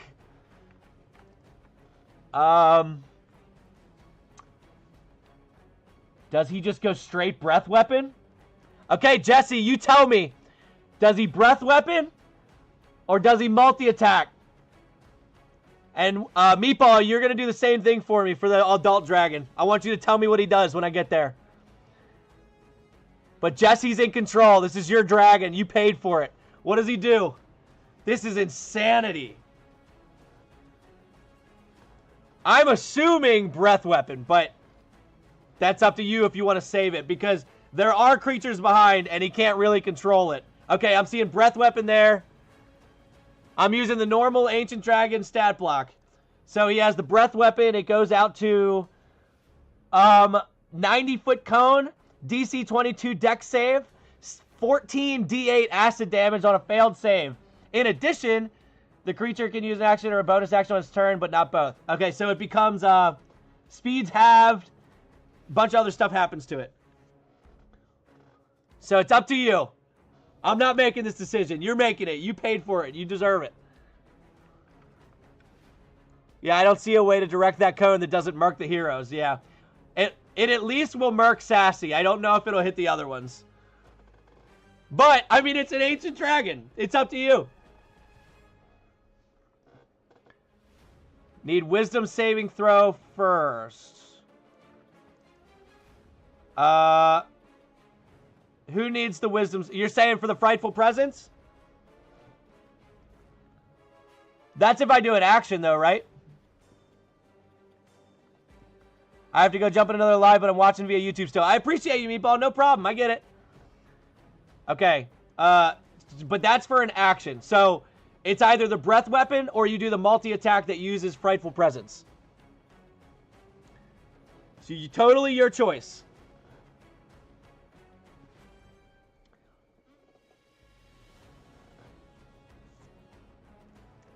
Hell of a roller coaster. Yeah, for real. And he's still over here on YouTube, so he gets to reap the benefits of his labor here. All right, so I'm thinking that you want to do Frightful Presence first, so that way you can do the attacks, the regular attacks, and not kill Sassy. 16. Each creature of the dragon's choice within 20 feet. So 16 plus 7. So he does save from the Frightful Presence. But now the dragon is going to do a... He gets to do multi-attack. 3 attacks. 1 with its bite, 2 with its claws. Plus 15. Yikes. 6 plus 15 is 21, so that hits. I'm pretty sure all 3 of these are going to hit. We'll find out. 11, that one's going to hit. And a nat 1, the third one will not hit. Okay, so it does 1 with its bite, 1 with its claw. So the first one's 2d10 plus 8. The second one's 2d6 plus 8. 2d10 plus 8 and 2d6, and then I'm going to add 16. All right, so this would be... where's the rolls? There we go. All right. The 2d6 was 4. The 2d10s was 9, so it's 13. Wow, that was not much damage for these two. I rolled low. Plus 16, though. So, 31. 31 points of damage to the adult dragon. Okay, so each creature, the warriors are transported to the demi-plane constructed by Eldritch Audience. 3 twisted entities blending their wills. You two. I love that description. Alright, so hit on before you hit next. Hold on before you hit next. Okay. Alright. Holding on before I hit next. If this is an extra action. If it's an extra action for Ancient Dragon. I don't think he's going to do anything else. Okay. Droitzel, I'm going to give you control for the extra action. All right. Droitzel, do you agree? Do you want the breath weapon? Oh, is it a line? Oh, I didn't even catch that. I assumed it was cone. You're right, it is a line.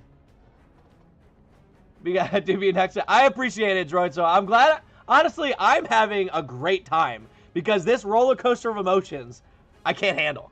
Yeah, I never thought to check if it was a line or code. Yeah, it was a line. So we're breath weaponing it. And I do have the magic-y thing to show where it's going to go. I need breath, beam. There we go. And where's lightning? Oh, they're not lightning? Are you kidding me? All right, we'll do frost just because. Yeah! 10 foot wide. Yeah, I wish I could make it a little bigger, but they don't let me. Okay, so it has to make a, I believe, dexterity saving throw. Let me just double check that. Dex save. 10 foot wide. Yeah, DC 22 dex save. All right. Let's see what it's got. It is a 9 plus 5, which is only 14, but it's going to use 1 legendary resistance to automatically save. So it will save from this, and let me put a little number above it. So it has used 1. And so the damage, each creature in that area, yep, on a failed save, creature can't use reaction speed, yep, and it can't, yep. In addition, the creature can use either an action and bonus action, but not both. These effects last for 1 minute. Creature repeat save throw. Okay, so he's taking 14d8 divided by 2 acid damage. Oh, it was acid, not lightning. 14d8. Oh my god. 6, 12, and 14. All right, so we have 27, 31, which is 58 plus 5, 63. Divided by 2 is 32 points of acid damage. And he did save, so he doesn't get the other effects. But that was a good extra action. Been playing since 2018 and still don't know the damage types of the dragon. Yeah, me neither. Me neither. I could have sworn this was lightning and I was wrong. Okay, so the dragon's going to stay there. He's not going to move. But it is now Chester's turn. Chester, seeing this ancient dragon, is his a cone? I think his might be lightning. Let me see. Breath weapon, lightning breath. Yeah, 90-foot line. So his is also a line. So, they're intelligent. He's going to try and get who he can in the line. All right, so he's going to fly. He's going to go about 10 feet in the air. 10, 15, 20, 25, 30, 35. And he's only going to go around to about here. And he's going to line it up so that all 3 are going to be hit by this damage. So he's going to use his breath weapon. 90-foot line. It's only 5 feet wide, but it should hit. Let's see. 3/4 cover. That would count if he had to if we had to worry about his AC. But he does not. I believe that he will hit all 3 of these in a 5-foot line. What does the ruler do? It does a line. Oh, here we go. Does that do a line? Yeah, I'm thinking that he'll be able to hit them. All right, so all 3 of them need to make dex saves. So this is going to be for the one up on the rock. Although, wait a minute. I'm going to disagree that it would hit all 3. Because one of them's 15 feet in the air, which would be the elf. So he's going to just only hit the dragon and Bucky, and it's going to stop at that rock. I'm rooting for the heroes, but I do love some dragons.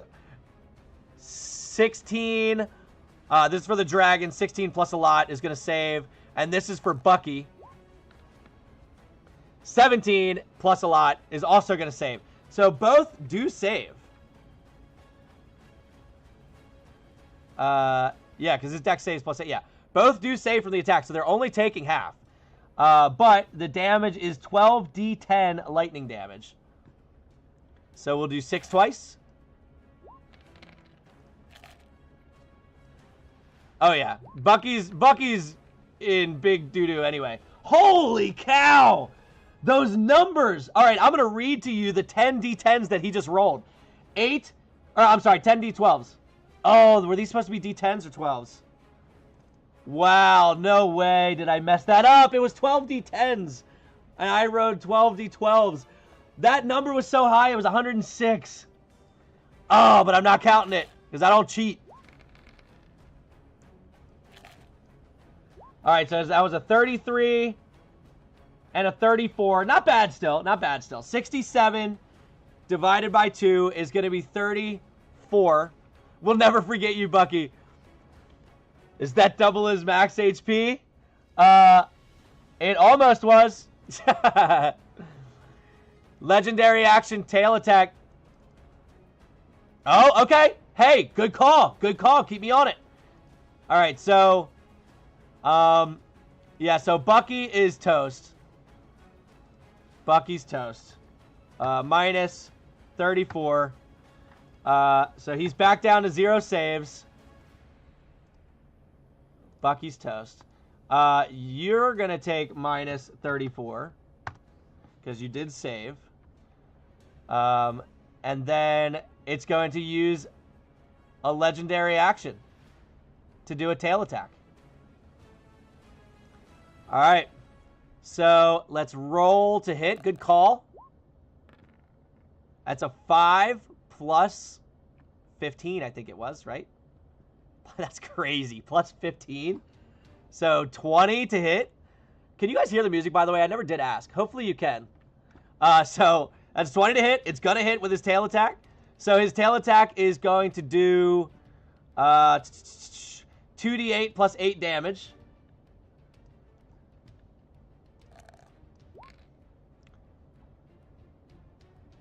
A 2 and a 2? It's a smidge quiet, but it allows me to hear you. Okay. Yeah, let me know if you think it should go a little louder at any point, because I do want to try and set the volume right for future ones. 4 plus 2 damage for this tail attack. That was lame. Or 2 plus 8, I'm sorry. So that would be 12 points of damage. Okay, and... that's Chester's turn. So we're going to leave him there. YouTube Premium? Oh my gosh. Sorry for the ads. All right. Oh gosh, that one got loud. Sorry. So, yeah, Bucky's up. He needs to make a death save. Here we go. That's a 9. Bucky fails 1 death save. All right. Oh, actually, the 1 was here. I do green there. Okay. Next is Sassy. Sassy's still all the way over here, seeing what's going on between the 2 dragons. He's going to attack with his light crossbow. He's got 80 feet, so he should be able to hit it no problem. So, Let's go with his D20 roll to attack the dragon. He does not hit it. So, in his nerve-wracking shot with his light crossbow, it goes flying up into the air way out of the way. I see 10 likes. I see 9 still, unfortunately.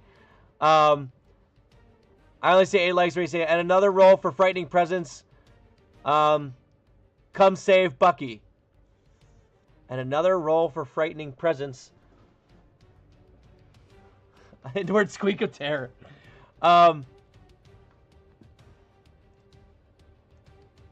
come save Bucky. I see. Once they succeed on the Frightening Presence, I don't think they have to roll for it anymore. So, he doesn't, but... oh, and... Hold on.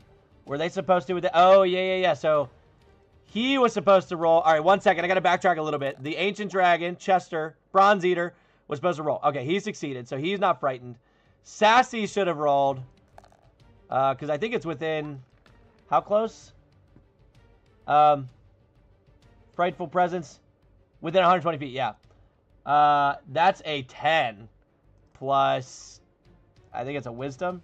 Oh, yeah, he fails. Sassy fails, so he wouldn't have hit anyway. But since he's now... A creature can repeat saving throw. Or become frightened for a minute. So he's just going to run. He's got to run. He can't attack anyway. Sassy is off your screen. I'm sorry. But I got to keep the dragons on. Oh, and then he needed to make one. So let's roll another one. 3. He fails too. They are both frightened. And I think there's a symbol I can put on here that might remind me. We'll put Sleepy, Skull.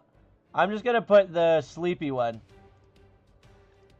That's not going to remind me. Just remind me that they're frightened.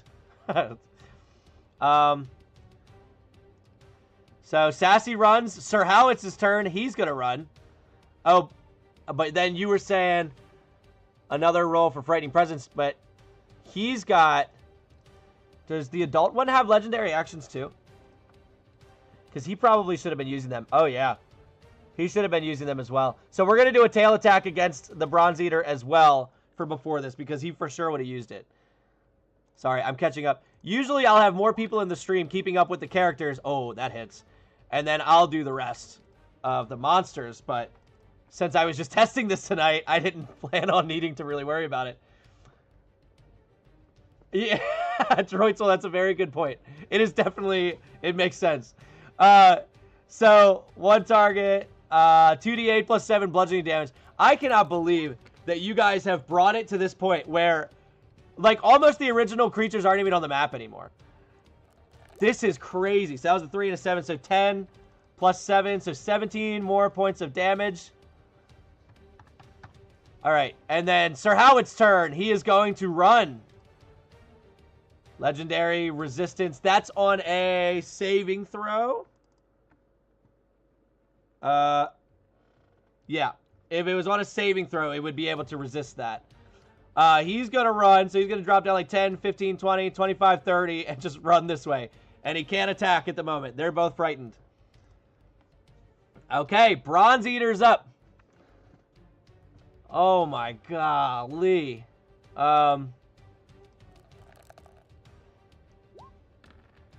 Bronze Eater is going to... Oh, well, first... All right. Well, that was an 8. We keep the 8 because I rolled for an attack. But that may not count if he gets his breath weapon back. He did not. Okay. So, for his bite attack, that was an 8 plus 15, which does hit. And so the bite attack is 2d10 plus 8 piercing.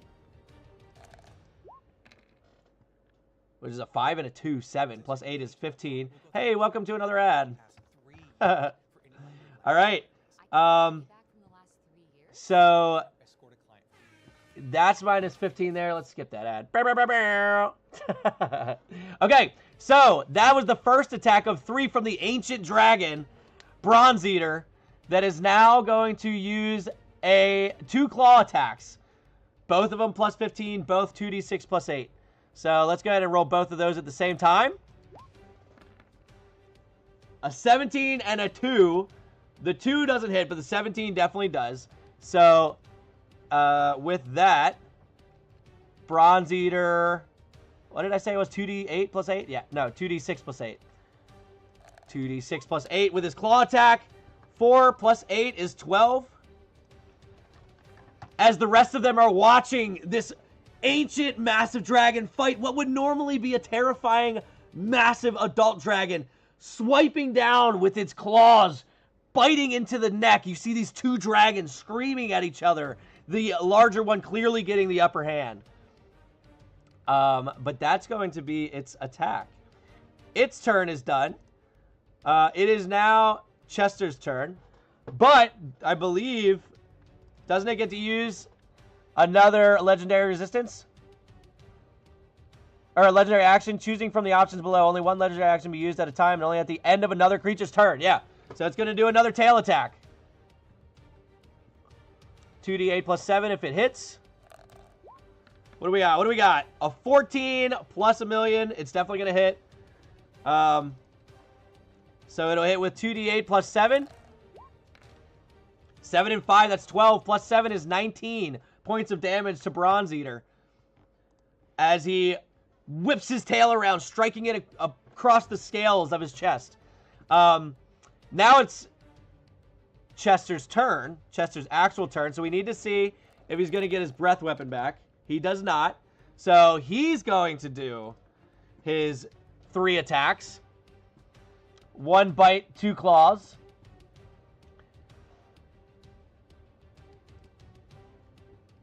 Solid damage. Good one, Chester. All right. I'm just going to roll all 3 20s right off the rip. Let's see what we got here. A 19, a 16, and a 3. So the 19 was the first one I read. That'll be the bite. The 16, first claw attack. 3 is the second claw attack. So the bite and the 1 claw attack both hit, which is 2d10 and 2d6 plus 14. 2d6. 2d10. The 2d6s were both 1s. Poor Chester. Legendary action wing attack at the end. Okay, I like it. And then, but 18 with the other one as he rolled a 10 and an 8. So 18 plus 2 is 20. Plus 14, 34 points of damage. Okay, and now that's the end of its turn. And so we're going to get a wing attack from Bronze Eater as these two are just hitting each other back and forth. So the wing attack beats its wings. Each creature within 15 feet of the dragon must succeed on a dex saving throw or take 2d6 8 bludgeoning damage and be knocked prone. And then it can fly up to half its speed. Okay. All right. So this dragon needs to make a dex saving throw. Definitely saves. 19 plus a million. Well, it's plus 5. But either way. Oh, so it didn't definitely save. It just saved. The save was 23. Holy cow. Oh, he just saved. So as the ancient Bronze Eater gets tired of dealing with it, it immediately brings up its massive wings and just... And you see dirt, dust, grass, and leaves kick up off the ground. And as the dust settles, you see Chester standing there, ready. Bucky is down, needs to make another save. It's a 2. Oh no. Oh no to Bucky. Oh no. Okay. Bucky takes the 2. Sassy is running away, but he can repeat the saving throw. So let's see. As a 15, what's Sassy's wisdom? Sassy's wisdom is plus 0. Is 15 enough to save? 17 is what he needed. Sassy continues to run away as far as he can. And he's hiding in the corner. I know you can't see him, but he's gone. He ran away. Okay. Sir Howitz needs to repeat his save. Oh, wait. Hold on. In the meantime, Both of them are going to take their legendary actions. And I guess Bronze Eater will go first because he's earlier in initiative. This is crazy. I've never had to deal with 2 creatures with legendary actions at the same time. So he used his wing attack, which I think used 2 actions. So he has to do a tail attack. And the tail is 2d8 plus 8. Plus 15. Black, welcome. Yeah, this is insanity. This is insanity. A nat 1. He does not hit. They did not get the breath weapon back. Oh, did I not roll for him, though? I think I did roll for him. Because you only roll on the start of their turn. And I think I rolled for both of them at the start. So his tail attack misses. Now we're going to do Chester's attack. Chester's, I guess he would do... I'm thinking he's just going straight tail attack. Yeah, he's going straight tail attack because it does more damage, and he's not trying to run at the moment. 2d8. That's a 5 and a 3. 8 plus 7. So 15 more points of damage. I will say, Chester is not rolling nearly as well as Bronze Eater. Or vice versa. Bronze Eater's not rolling nearly as well as Chester. Okay, so they both take their turns. Now I need to roll for Howitz. 17! Well, wait, what's his wisdom? Is his wisdom plus or minus? Wisdom's plus 2. He saves. He's no longer frightened, so he's going to turn his bow onto the adult dragon.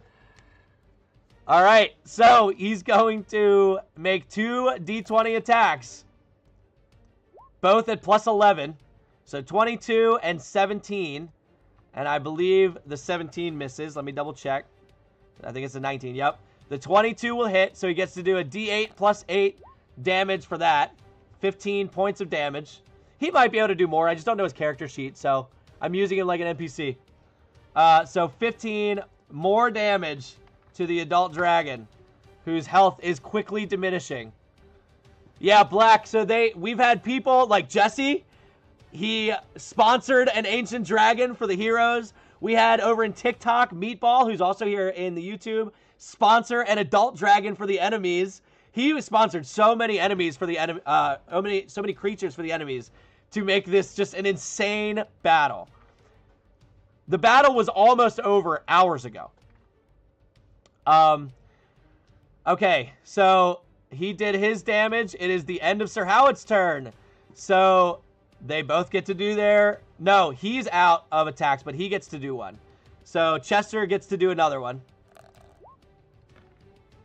6 plus, I think, 11. 6 plus 12. 18 is not going to hit. So that tail attack will not hit. It is now Bronze Eater's turn. Let's roll to see if he gets his... Yeah, that was... Oh, God, that was crazy. I don't know how to make clips on TikTok yet, because I know I'll be able to save this, and it gets recorded on YouTube. I'm going to be clipping some crazy stuff.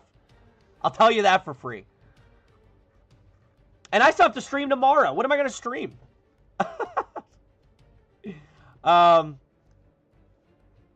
So, what was I doing? What was I even doing?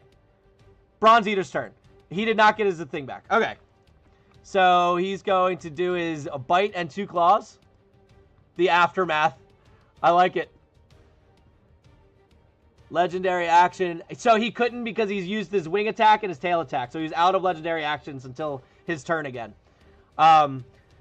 So, he's going to roll... Cheater's turn.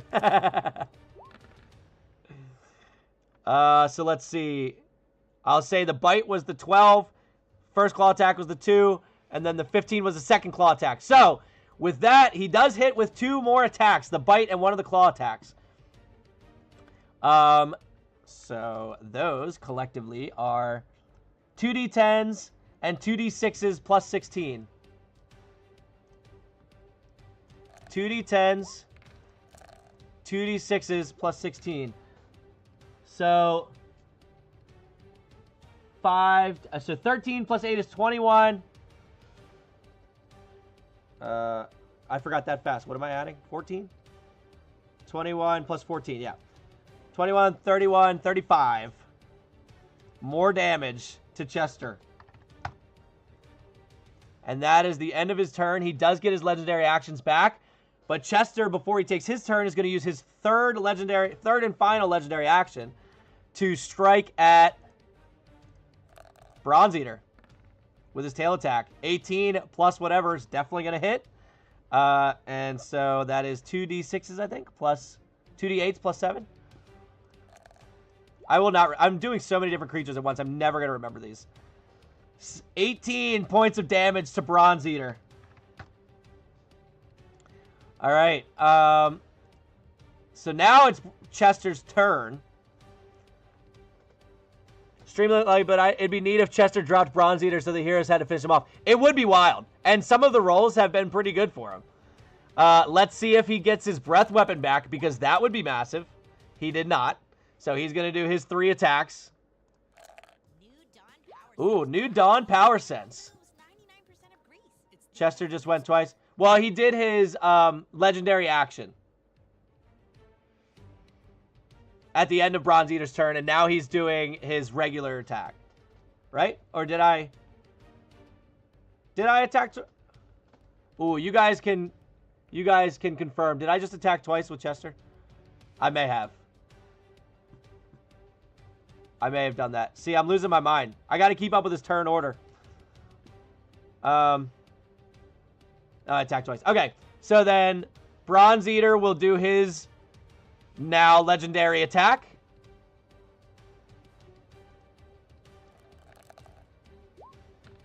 $12 plus a million. He's going to hit. And it's all good. It's crazy. Yeah, my mind is racing. Tail. 2d8 plus 8. 5, 6 plus 8 is 14. Oh, wow. He's not looking good. He is not looking good. Not looking good at all. Okay, so it is now Bucky's turn for another death save. He currently has 2 fails. I believe in you, Bucky. Stay alive, buddy.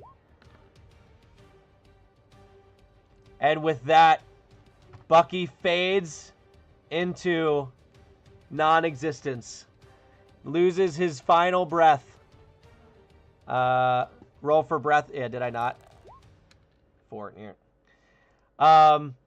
So Bucky's dead. I'm going to take him out of turn order. And so long, Bucky. You fought insanely well. And at the end of his turn, I guess both dragons are going to do their tail attacks. And Bronze Eater will go first. Dude, these legendaries are wild.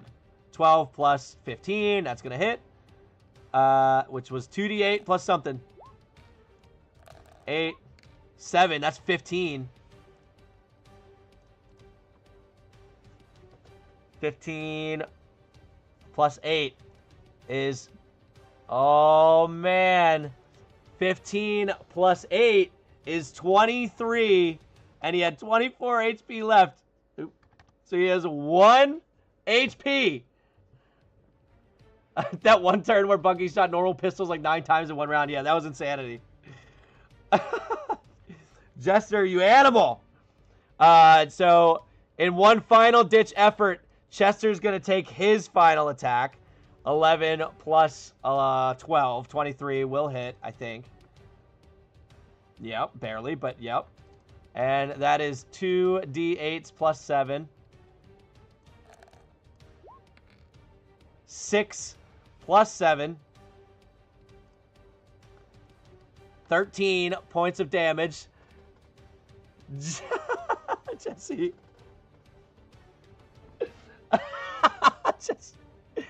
So, Jesse, who's the extra action for?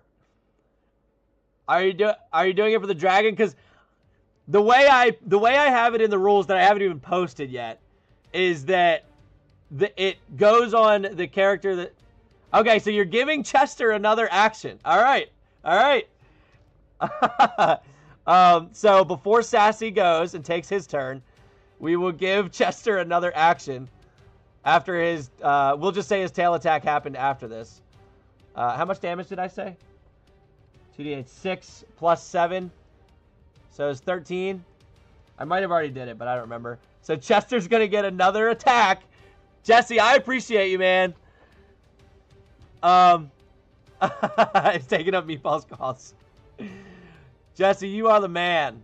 All right, so he's going to... You know what? We're going to roll for Breath Weapon just for the fun of it. He's getting another action. Nope, he didn't get it. So he's going to take his 3 attack actions. 4, 8, and 6. I mean, 4, 4, and 6. Wow. None of those hit. But... No, I don't have any extra. All right. He gets advantage because you paid $1, so he's definitely getting advantage. Here we go.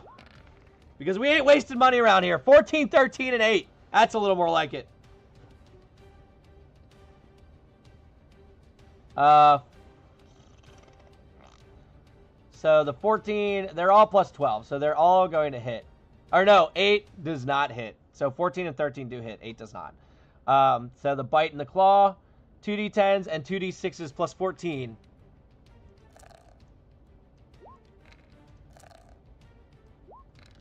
So we have 6 plus 11 is 17 plus 14, 27, 31. More points of damage from Chester in a last-ditch effort to save himself. Sassy's turn to roll for this wisdom save. Sassy saves! He's no longer frightened. Wait a minute! Sassy! All right. Sassy peeks at... Hold on.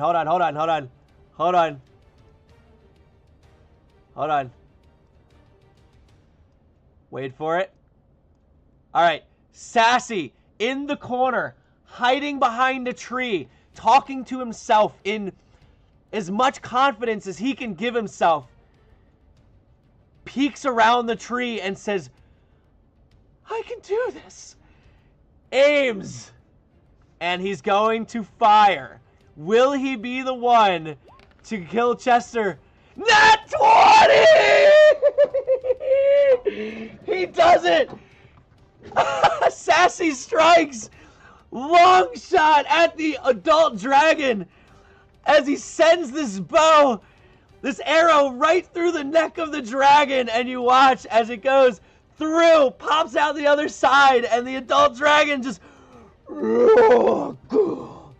slams down on the ground with dust and debris flying in the air as Bronze Eater turns and looks at Sassy, who immediately is like, oh, and just, and you see, now that it's dead, on the other side, Sir Howitz, who is already not afraid anymore anyway, as the only 2 surviving heroes from the original 5. When the dragon goes down, Jesse says, Bronze Eater stomps the head and roars. And so as the other 2 are, Bronze Eater, and just exhales acid in a direction that's not near the heroes, all over the place. As the battle concludes, and the walls lift to the battlefield, allowing anyone to leave at this point. What a battle! Are you kidding me? I was doing this to test a theory tonight. This was a test to see if this would even work. Not only did it work, I don't know what I'm going to give to all of you that sponsored, by the way. I'm going to figure something out, like either in the Discord or, by the way, if you're not in the Discord, we have a lot of really fun stuff over there that's totally free. I have a whole card collection system for cards from Dungeons and Dragons that I call Satchamon. It's totally free. You draw random cards every day. You can trade with other people in the Discord. You can sell the cards for gold and buy from a shop that changes over every 6 hours. There's small collections that you can try to complete that gives you new titles in the Discord. It's all free. There's literally nothing you can pay for. So if you're looking for something fun to do and a fun group of people, the people that you see in this chat are over there. And they've been here since the beginning. I can't emphasize it enough.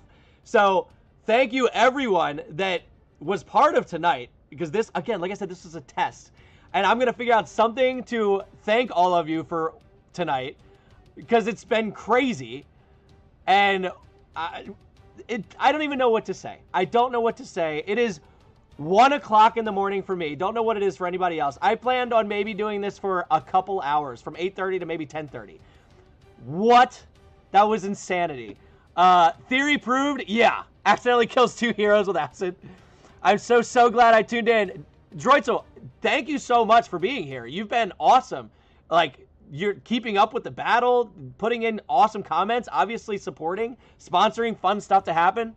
Glad you joined us tonight. 1 a.m. for you too? Yeah, Jesse. Yeah, go pull some item cards so I can buy them from you. Oh, yeah. You know what? While you all are here, I know you won't be able to see it too well on TikTok, Brew Dude. I know you've been here forever. But over on YouTube, I will be able to show you. So let me switch to full face real quick. If I go to the encounter creator, yeah. So that's what my main screen was looking like here. Let me pull up Discord, and you can see what it's like. Discord. Whoop. And I'll slide it down. So this is the More D&D server. And so the Pull Cards Here channel, right here, this is where you can see all the cards that people are pulling. Jesse, thank you for linking it. Yeah, go 11 p.m. and I'm still working. Hey, always here when you're working, man. I appreciate you. Already did, LOL. Yeah. Oh, did you pull? Let me see if you pulled. If you haven't, I'll show you how. Jester's pulling. Jester got a hollow. Nice. So basically, all you do is use the /pull command, and then you can pick what kind of cards you want. Right now, we have 3 base sets. We have creatures, items, and locations. I'm trying to collect all the items, just like Dieter is, just like Widget is. There's a good one, Staff of Thunder and Lightning. Grade of 9, worth 387. Dancing Cusco, got it. Love the name, by the way. Great movie. Yeah, so you just use the /pull command. Now, as someone that's new, you get a starter set.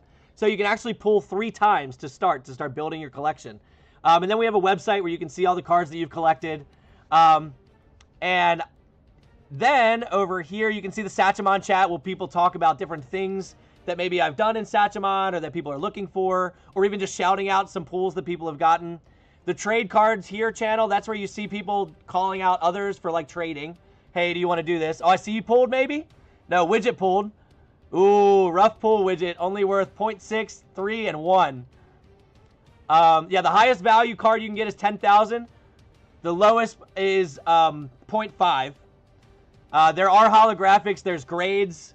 And then they all have certain rarities. CRs, card rarities. But with the creatures, they equate to the challenge rating. So, yeah, if you want to pull, you can just do /pull to do stuff there. And, yeah, and then just the community will talk to you. They'll let you know if you have questions. 5 weeks of crap luck. If you want to pull, I'll leave it live on stream. If you don't feel like pulling right now, no worries. Yeah, 21 watching. Yeah, you're also going to get gold. I don't know what the peak concurrent was, but I will find out. And I'm going to add at least 3 from TikTok. So there's definitely a good bit of gold tonight for everybody that chatted in here. You guys might have to help me, though, because I don't remember everyone that chatted. So I will need some help for that.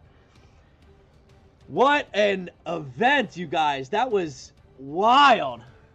Oh, give me a sec to pull was listening. Okay. Yeah. All right, we're going to watch.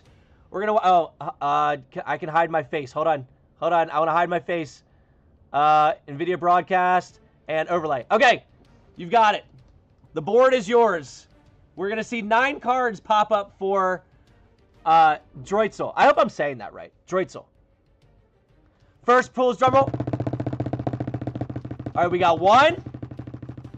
There was a nice null there, grade of 9, but unfortunately low value. All right, you get 2 more pulls if you're still listening. I don't know if you hopped off to go pull.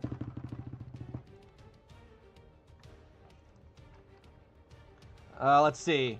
2 more pulls. Oh, here we go. Okay, the Yuan wasn't a bad one. Yuan, however you say that. Ehon.